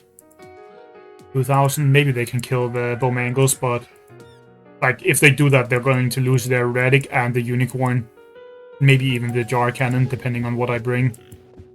So that definitely wouldn't work out for them. They also have to back off on this turn. And we still have a snowball for the Yeti, so it's not even that big a deal if they have a freeze here. They have to move back on top of bringing this. If they stay here, they lose the game. The erratic cannot sit in this position because Cerberus just gets teleported on top of it.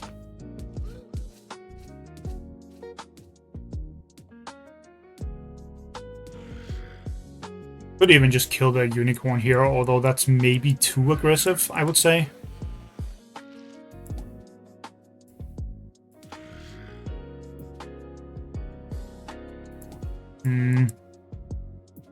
Maybe I move this forward down here. But then they can freeze it if they do that. Or we could just keep this in a safe position. Do something like this.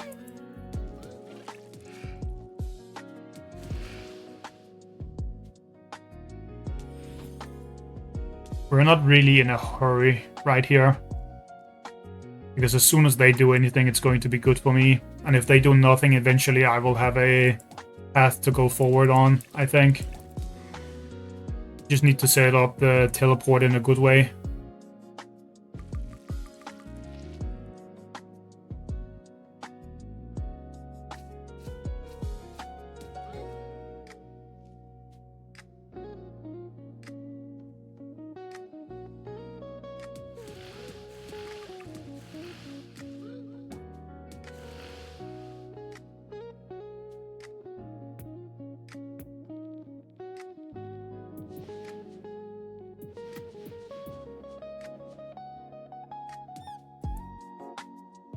Kind of wish I had one more key, because then I could even teleport out a sizzle and unfreeze this. But I don't, so that's just unfortunate.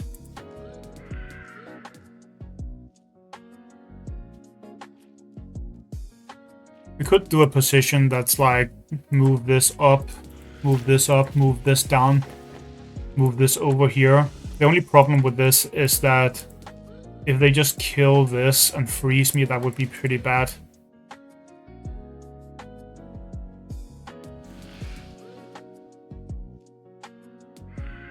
Maybe we can put the 4 mangles up here instead. I don't really see that being worth it either, though. I'm actually just going to position like this. This is going to force them to either fight me or give up, essentially, I think. Could even move this all the way in, actually. I think that's also fine to do. That way we don't get splashed by the erratic. And they can't, like, take the point with the murdering as they fight us. Oh, they don't even have enough damage to kill this and freeze me. It's unfortunate for them, because the murdering is too far back. I thought they would just be able to kill this and freeze, maybe. But they can't do that here. Which I think means they just lose now. There's nothing they can do on this turn. We just one-hit either of these two, the Cerberus, and they lose the game. I think I might one-hit the erratic and just let them freeze me. Getting frozen isn't that bad because we can always just summon a snowball and then let it be frozen for 1 turn and they won't have enough time to kill it. Looks like they are not letting me kill anything still though. Other than the unicorn. I think this means I just take the top point like this.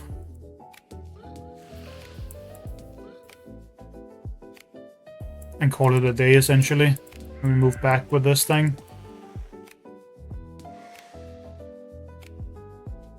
This seems fine for me.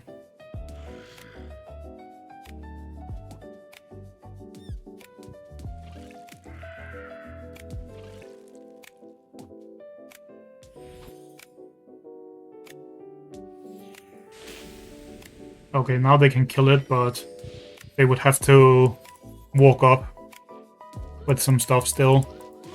This is not enough damage. They would have to walk up with the Yeti to kill it. And I'm at a panic point advantage. That's the main reason why I'm sacrificing the unicorn. Plus I have 3 keys, so actually sacrificing a unit isn't that bad here. I'll be able to bring, well, probably the snowball, but it could also be something else.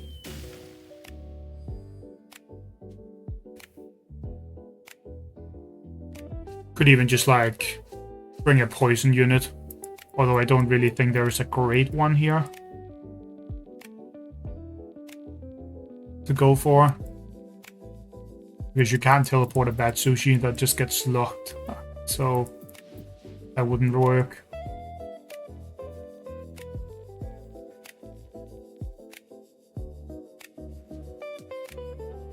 Looks like they gave up after they realized that doesn't kill.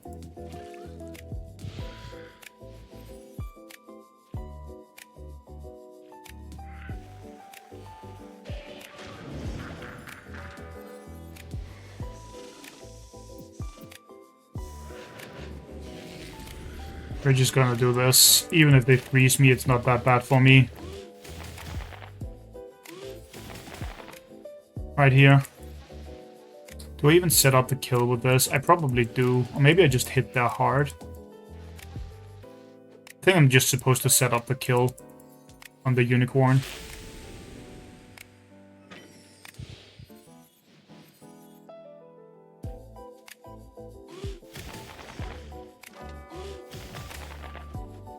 They can't kill this, really. Because they have to freeze. So they have no way of just killing it or anything.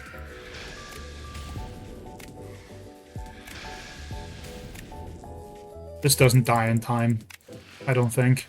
They would need a 1 key behind, maybe. It should definitely be a wall instead of that if they're going to go for that. But even then, we have all of the points now. They should definitely go AWOL and try and kill this. That's their only way of winning. Yep.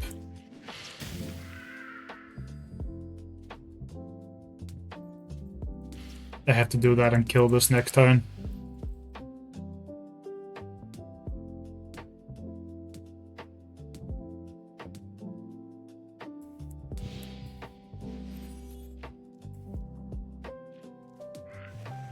We have to kill this. think we even throw the Phantom up here to kill that so we can keep the spot alive. And then we're just going to send this down to the bottom and summon the Snowball.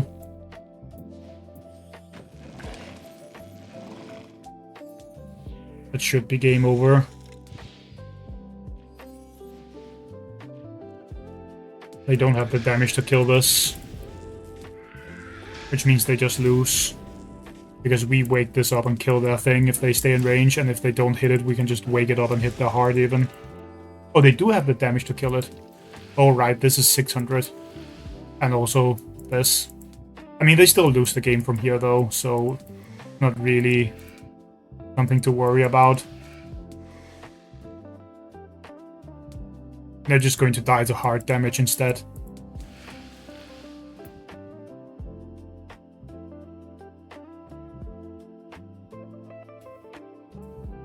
We can put the Snowball down here at the bottom under their heart. And we have everything hit their heart this turn.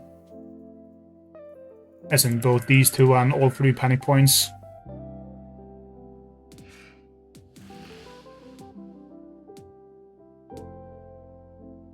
They were under level here though, so that's why they are having such a difficult time. Even though I just like ran at them with the Cerberus. Are they even alive this turn? They're not. I can just hit the heart and they die. I don't even need to go behind and kill them over multiple turns. I think they were probably like level 90 or something, if I had to guess. Like stress level 90.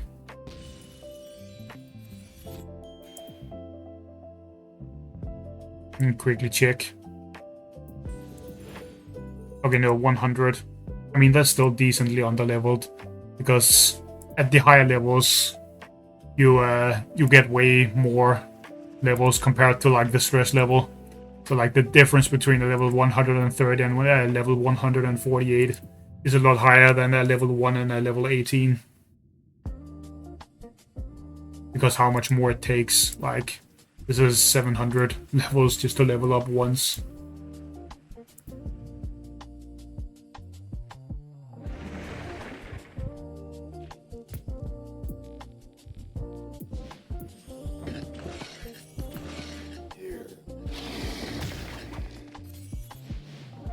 Maybe I'll just destroy the bottom one here, actually.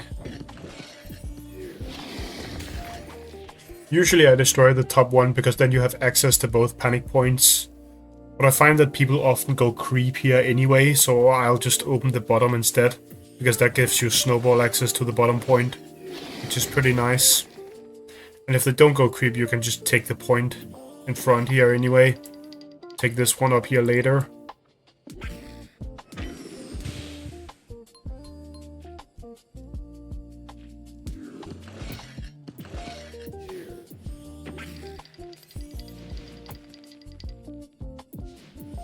Go for Corn here at the bottom so that it's harder for them to take the bottom point. Because we'd be able to hit them with both our phobies, both the Gravedigger and the Unicorn.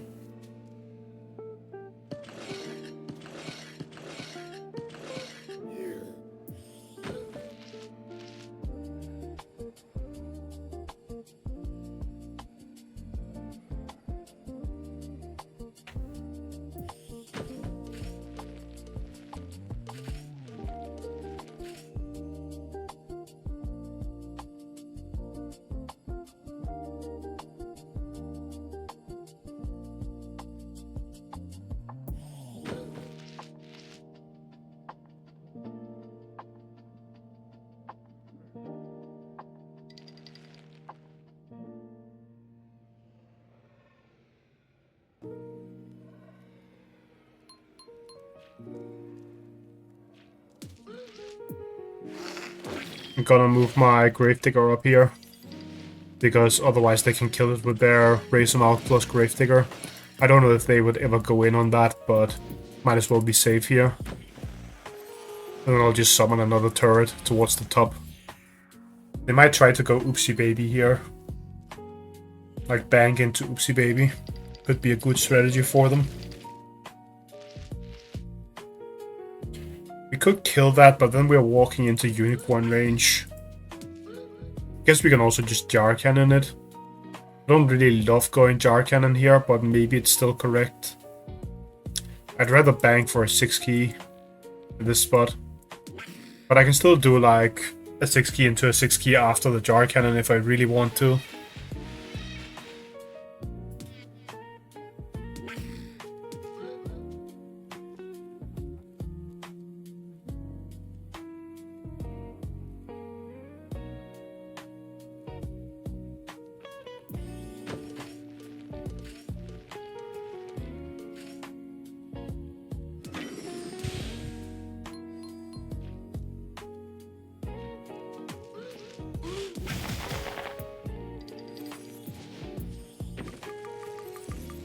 We will break this block, because then we can put Bowmangles in this spot, and that's a very good spot to have him sit.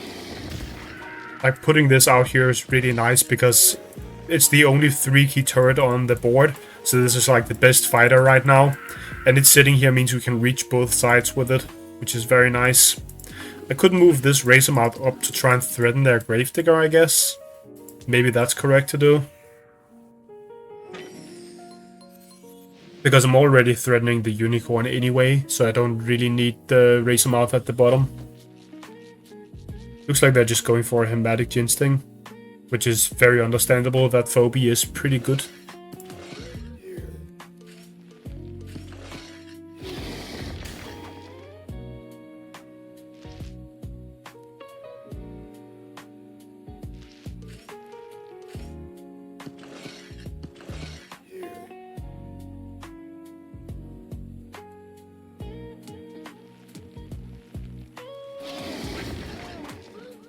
I think I'll just sacrifice my Razor Mouth now, and then we can summon a 6 key next turn. Back off a little bit from this Hematic. I don't want to fight it right now.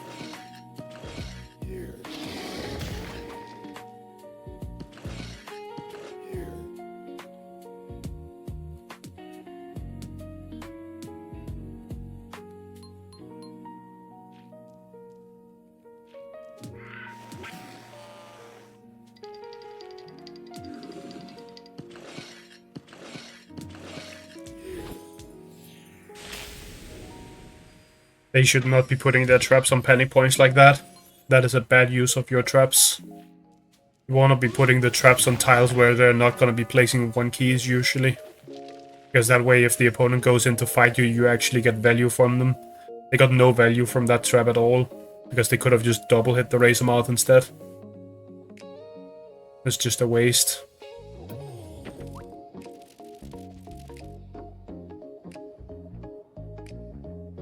We're not going to be trading 1 keys with them or anything here.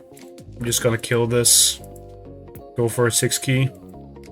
Maybe we should try Phantom. I need to practice Phantom a bit.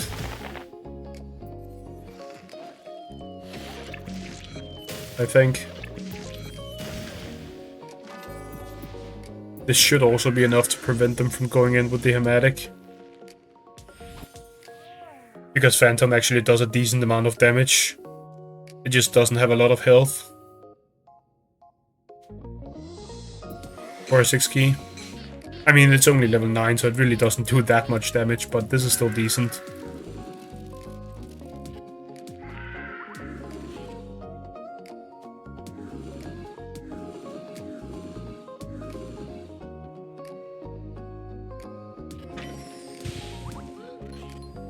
The only bad thing here is that I'm unit locked. And I don't really have that great of a teleport in here. But that's still fine. Let's just destroy this block actually. Free it all up.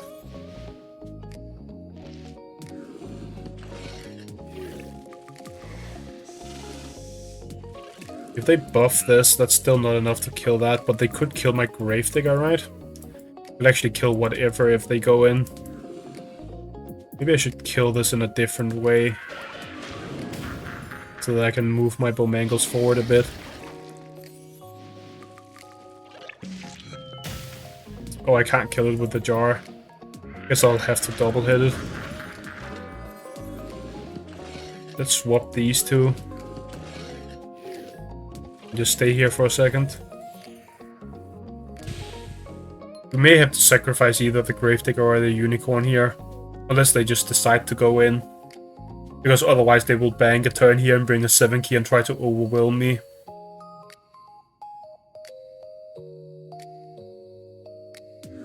I could have also walked forward and tried to put a block here. Try to set that up. Which is not bad. Because even if they can break my block with their Gravedigger, they would be in a pretty weird position for trying to kill this. Because the Gravedigger actually has to, like, sit next to the obstacle to break it. So they wouldn't be able to hit it that much.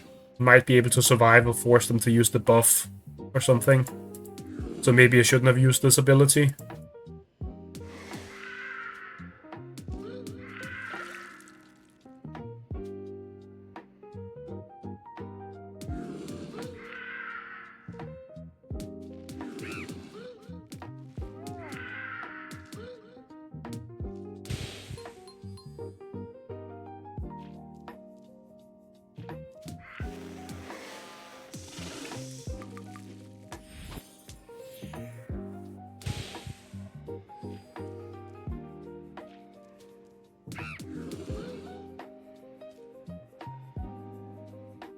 They might just be baiting by, like, letting the turn run out.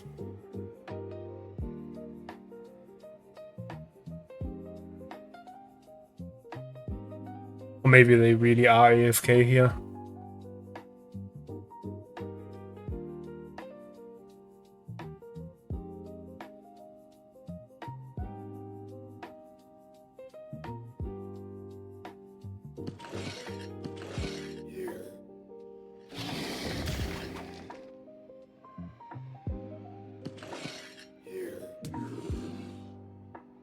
They can't really use that Gravedigger because then they are desynced and I can start trying to take this point for free then.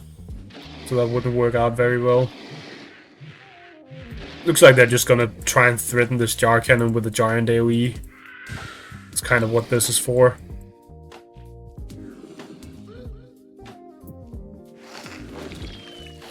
I have to place it in a safe position then.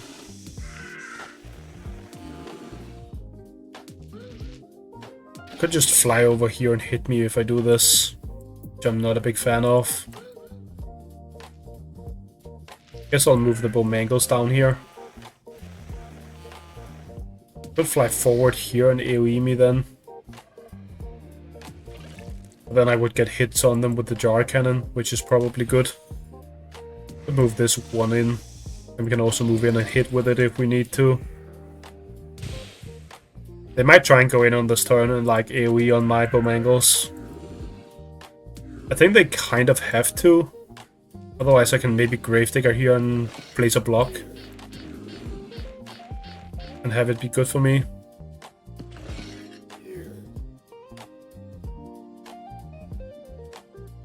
Or at least force them to, like, walk forward in a weird way.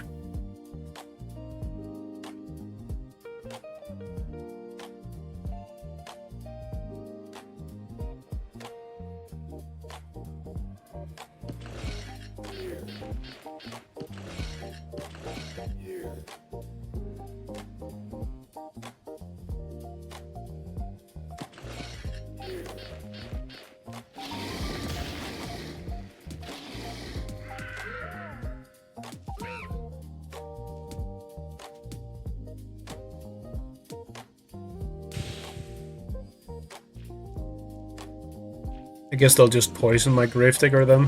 They're breaking the block there. Might be what they're going for.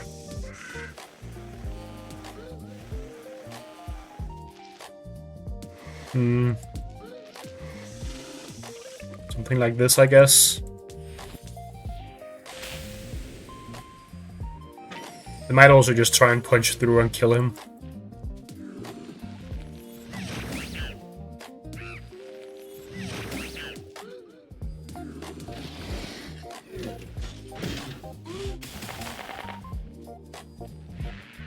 Put AoE on the block and then maybe do something.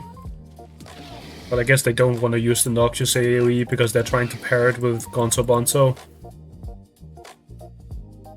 Otherwise they don't really have a way of threatening this Jar Cannon that well.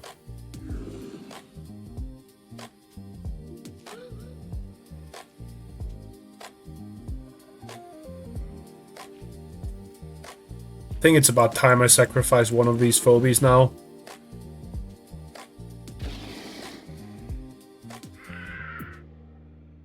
But which one? I want to sacrifice one of them for the top point, so it has to be either Gravedigger or Jar Cannon, I think.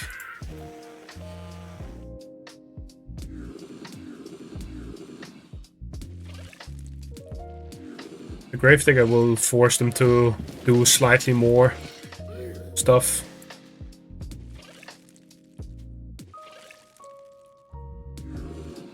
So I guess I'll go with that. Like they may have to use either a buffer or hit with the Noxious or something.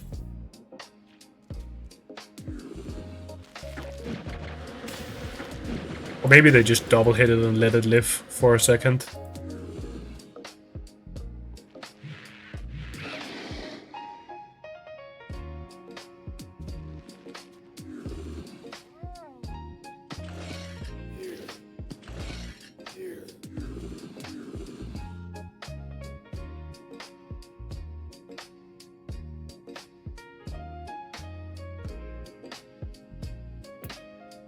I think I'm just gonna summon like a stat block here.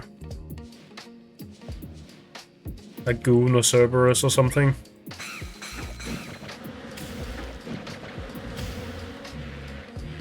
Could also Klepto and try and combo it with this. That feels weird without any buffer. You usually only really do that with Cupcake, and I don't own that.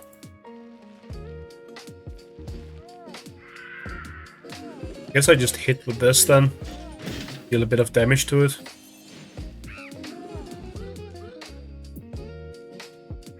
Move this one up. Can't hit from here. This should be fine. We can even move this forward, actually. Might go down here and put a block. But then I can still hit them with the jar. It's fine.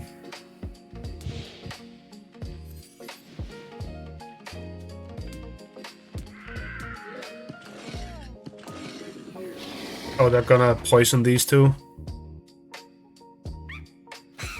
But I can just heal them unless they... I can just use a healer here unless they don't kill the Gravedigger, which they kind of have to.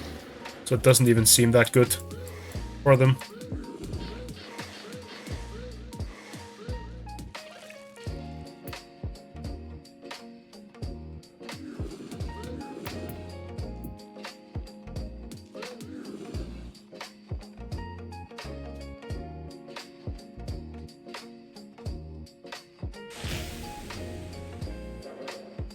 Definitely want to kill this Noxious. I have to be hitting up here. Get rid of that. I actually have to hit it with both of these also.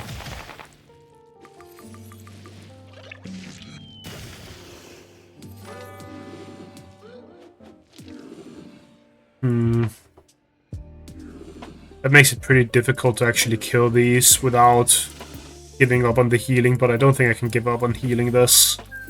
It's just too bad to not do. Healing it is very important.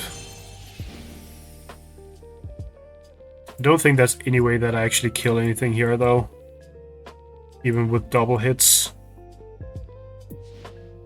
Actually, this isn't enough, right? You can just kill the unicorn this way. It's probably correct to do. Just needed something with a lot of attack power.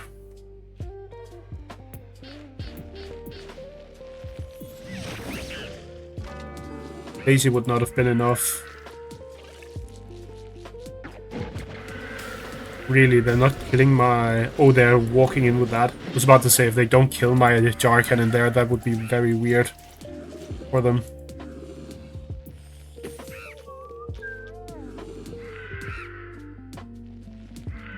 Can't actually kill this Hematic. That's a bit sad.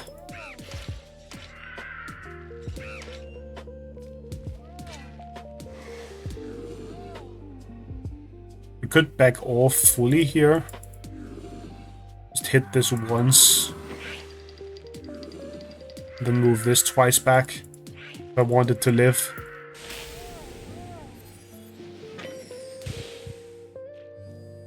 And then I take the bottom point with this. There's almost certainly a trap there, considering that they placed it on the trap before. Guess I'll do this then. And we just move back twice with this and summon like a numbskull. That seems fine. Start destroying this block also.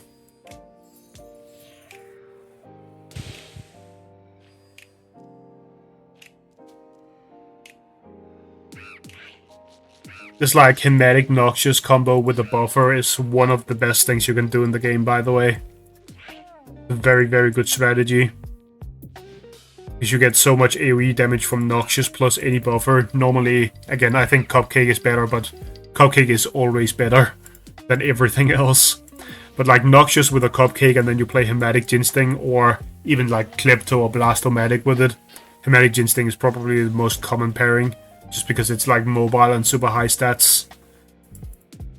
And then you just AoE the opponent. It's really hard to deal with. I have to keep enough damage down here to kill this Giggles if it goes in, which is good for me. Means we can maybe move forward with the Numbskull a little bit or something. Maybe we just wait for this cooldown to come up.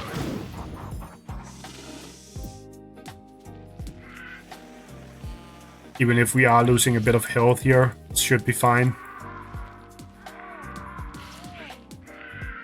These two should actually be swapped on this turn, so that we can walk forward with the bow if they decide to go in. This is 1000, so they can't kill anything here. Which means this is fine. They have to kill something when they go in, if they do go in, because otherwise they just lose. Next turn we can take the top point if we want to, or we can even walk forward down here. I really want the ability from the Phantom though. They definitely should stay around, because they're getting damage on my heart every turn. Now we walk forward and take this point. Move this up here. Keep this behind. Put the bow at the bottom. Can always teleport it out if we want to. Like we can go down here and teleport it forward. It's a bit sad to let like the Numbskull die, but it should be fine. They're forced to go in with something to kill it, so it's gonna be a fine trade for me. I also have to keep a phobia on the panic point, because otherwise I will just die to hard damage here, because they will take all of the points if I'm not careful.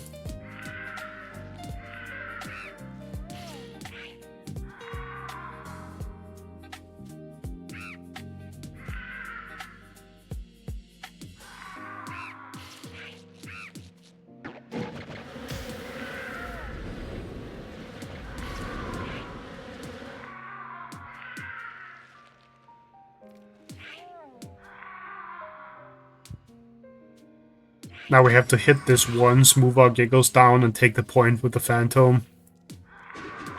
Kill the AWOL using it. Like that. Then we move this down here, and we hit this twice. And that should be game over for them, I think. Unless we keep the Giggles up here. Then they'll just kill this for free, right? Right now they could double hit this, move up and hit. None of them are close enough to take the point then. It should be fine.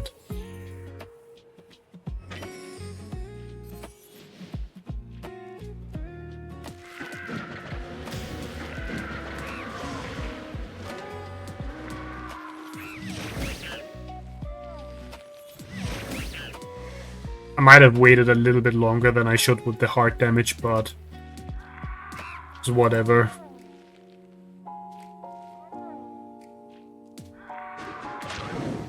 I also didn't really get to use the Phantom very much here. I was planning to use one of the big phobies with it, but I kind of couldn't.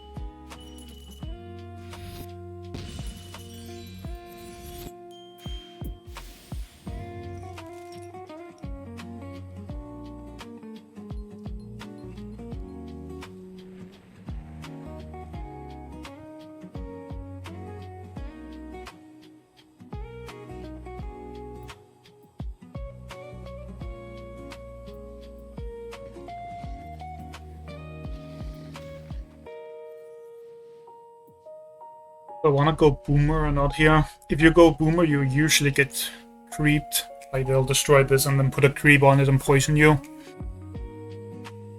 But it's also the only one key that can actually take the middle point safely.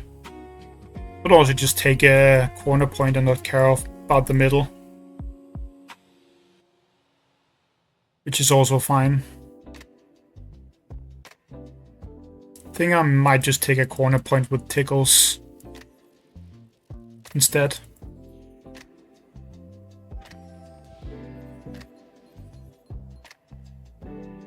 You're pretty much forced to put Gravedigger away that block, and Gravedigger is also just good on this map. You can like destroy this block and get access to the enemy's heart if you want to play aggressive. You can block them out if you're hard rushing also. If you stay defensive, it's also useful. Can AoE off it. It's just a great phobie for a map like this, and a great phobie in general. Don't know why they didn't destroy this block here. It's a bit weird.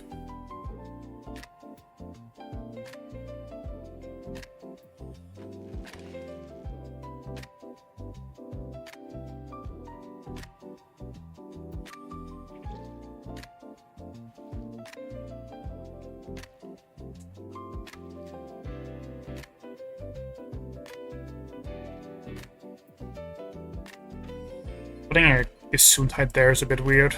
I guess it's just that they want to defend this down here from the Tickles. That's the idea. Which is fine. Just find Benny. There he is. The reason why I'm picking Benny over Womangles here is because I'm planning to go Oopsie Baby on the next turn, and I don't want to spend 10 keys on mechanicals. That would open them up to a lot of electrical options, which I don't think I want to do. Next turn, Gravedigger is going to go over here and try and destroy this block near the stim pad. It will try and march in here with the Oopsie Baby behind. It's a very common strategy on this map.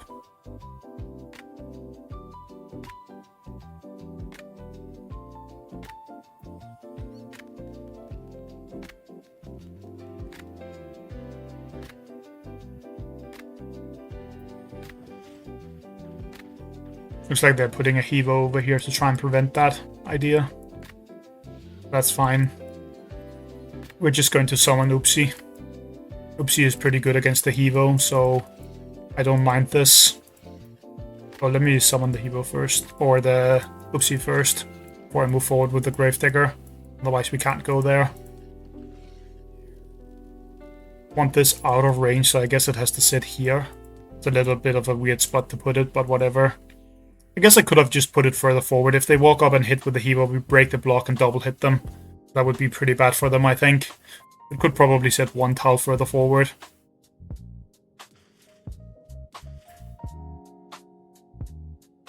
You can very easily see the plan here. I'm just going to break this and move in. And if they stay here, we can obviously hit them, so they're forced to move back.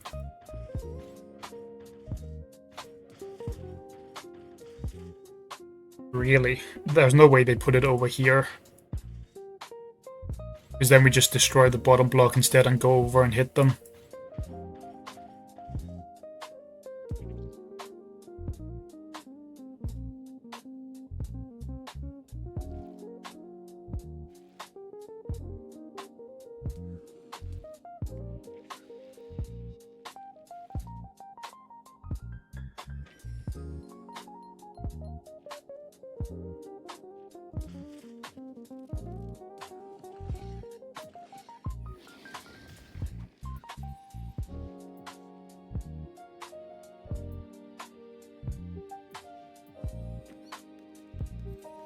Just gonna go for some fast phobies now, to put them in a worse spot since they full banked. They can't destroy here, so there's no Hevo play on this turn. So I'm fine with keeping my phobies grouped up. If they had the Terraform up, I would probably split them up a little bit by like moving the Benny to the side or something.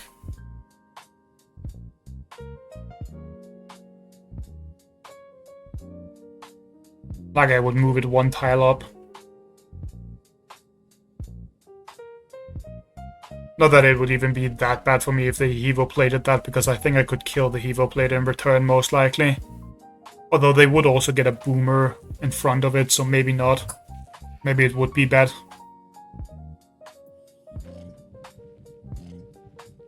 Okay, they're just going to try and erratically shovel this, which is a fine counter idea. I have to move this away, because otherwise we could go in. Really? There's no way they do that. They would get pulled into range. That would make no sense to do, unless they want to trade a Gesundheit for a Bachelor, which does not make a lot of sense.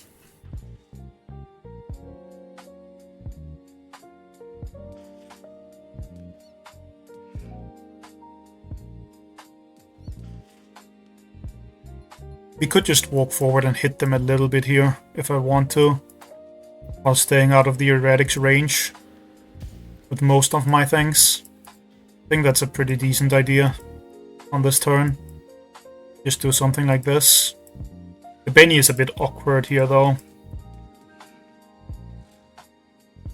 Could put the Benny where the Oopsie Baby is, but then it's not able to hit here, so I don't really love that. Could also just take the point with it.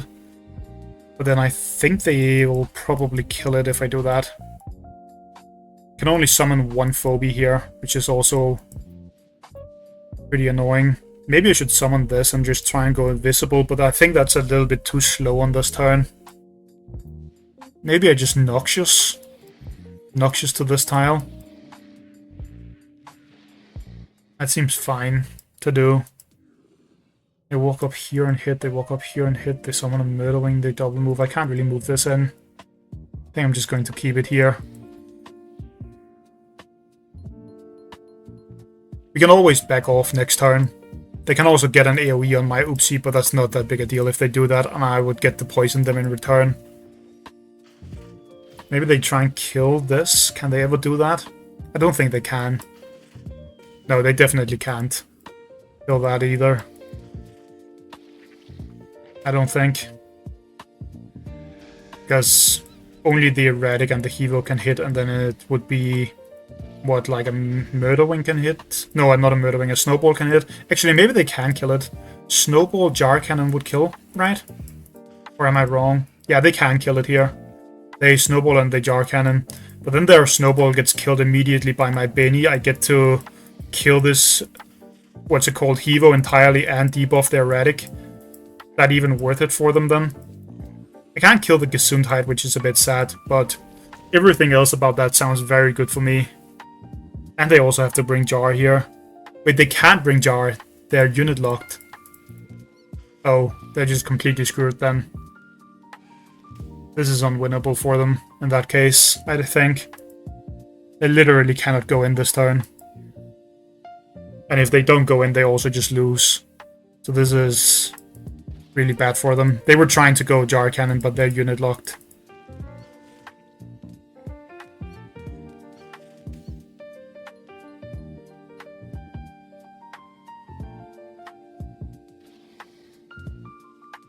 How do I want to do this? Maybe I can pull this in and kill the Erratic? That way? I think we probably can. Maybe not. No, we definitely can't kill it. I shouldn't hit with this. Should just move back with it. Should I even hit the Erratic then? I probably shouldn't. We just move back here after killing some of their stuff.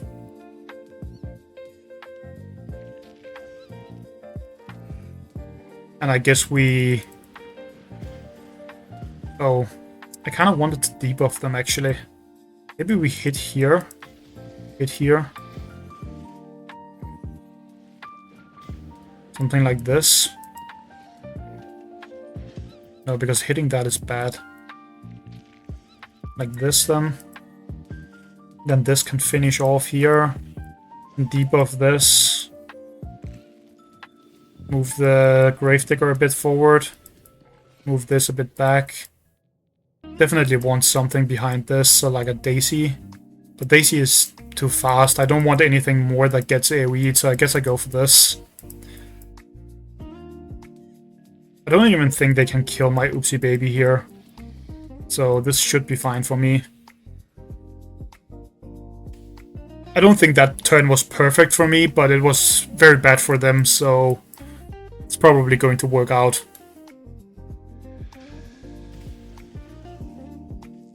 They have to back off with it now, I think. But if they back off with a poisoned Erratic, that's very bad for them. So it doesn't really work out either. This isn't enough damage.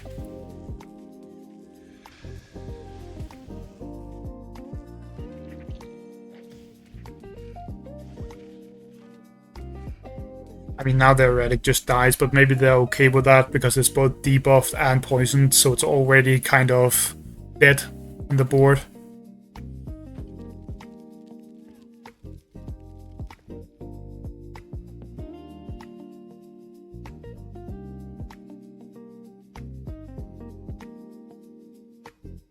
This is a very common strategy that I'm playing though. And there's a reason why it's common. It's really good to do this.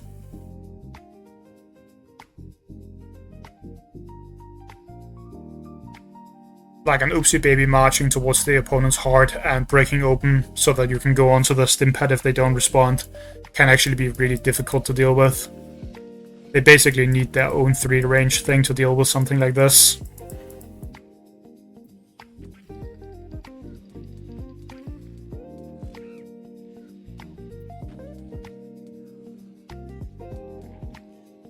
Definitely killing this Gesundheit, right? That's just too good of a move. Then we'll figure out how to deal with the rest after.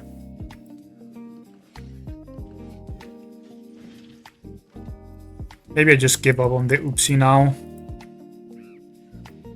And kill this. Definitely double hitting with this. Maybe we even AoE. It seems good. Then we can hit here. And hit here. Is that dead? No, it's not. Then we're actually just going to move back, maybe. Like this. No, that doesn't seem right either. Then I shouldn't be using the buff in that case. Maybe I just ignore the Erratic entirely, actually. Because it's kind of useless.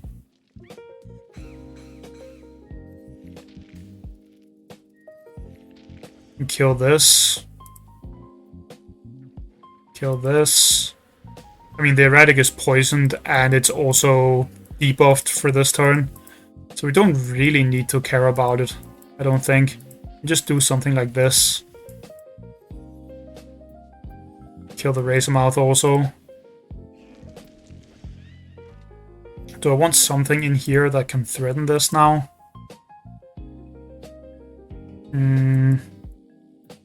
Guess we can just go for something like this over here. That way we can kill the Erratic next turn. Have some burst damage. Should probably just have been a Cassowary though. Sitting behind somewhere. Might have been better.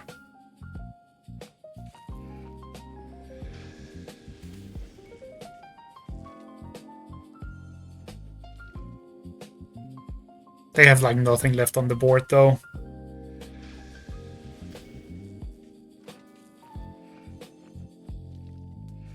We can still kill that quite easily.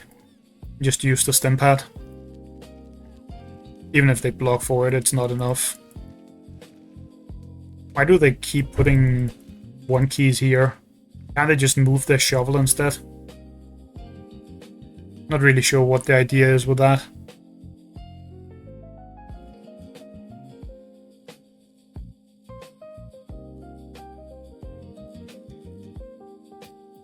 Like they also put, was it Razormouth in front before? Maybe they're trying to double block off here with the tickles. Might be the thing they're going for. Then another 1 key. Then they bring like a boom and a maybe Daisy in the middle and another 1 key up here. Just try to go for maximum power. That's not even gonna work, I don't think. Even if they do all of that.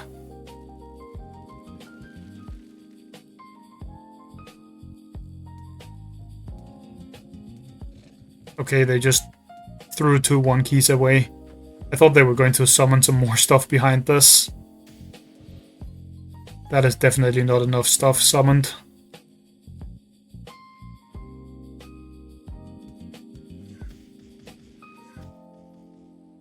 Just use this to kill because it gets pulled off, and then we can use the stim pad again.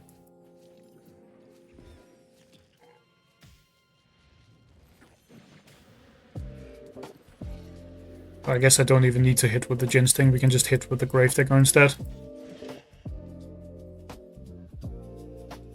Should probably have killed that Tickles. Can't I kill that Tickles then? I think I can. It's better to just kill both. Not that it really matters at this point in the game.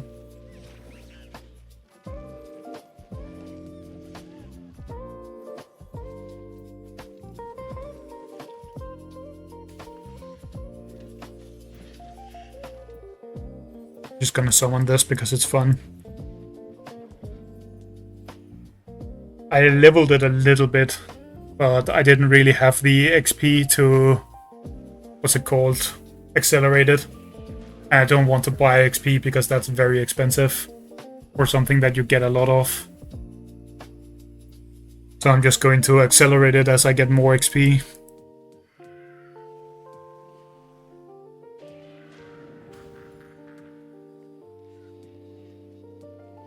This is a phobia I'm pretty excited to use because I don't have the other invisible one, Creepy Devil. So I want to test how good this actually is.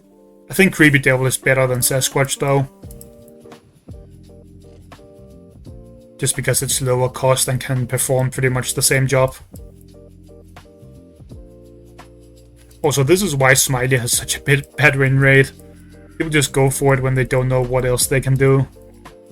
Guess we just kill their heart here. Seems like the easy play on this turn.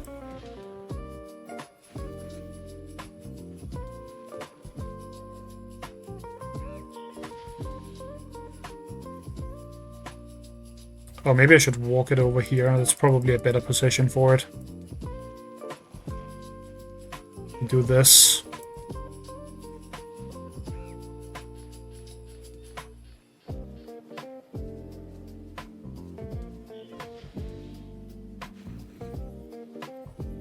They'll probably guess that I'm moving it further in if I do that. Maybe it should... Nah, this is fine. Just put it here. But you should always in this first, right? Probably. Because otherwise they can see where you put it. I guess you can walk forward and visit and then return and then move it at another spot. Maybe they won't guess where it is then. Although they would have to be very stupid to fall for that. They were thinking of moving here. Like move here and put something on the landing point also. Try and step on this. It doesn't even matter if they step on it, they would still lose the game very easily. This thing can do a lot of damage though, like if you just pop out and do this, and like their Kira, and then hit it with a couple other phobies, that can completely win the game for you. Although it is very risky, it's like a high risk, high reward phobia. That's also what I called Creepy Devil for a long time. Because if you manage to actually connect the head on something valuable, and then you go in with your team at the same time and you just blow the opponent up, then it's very, very powerful. But if it gets stepped on, then that's very, very bad for you, because your phobia just dies for free.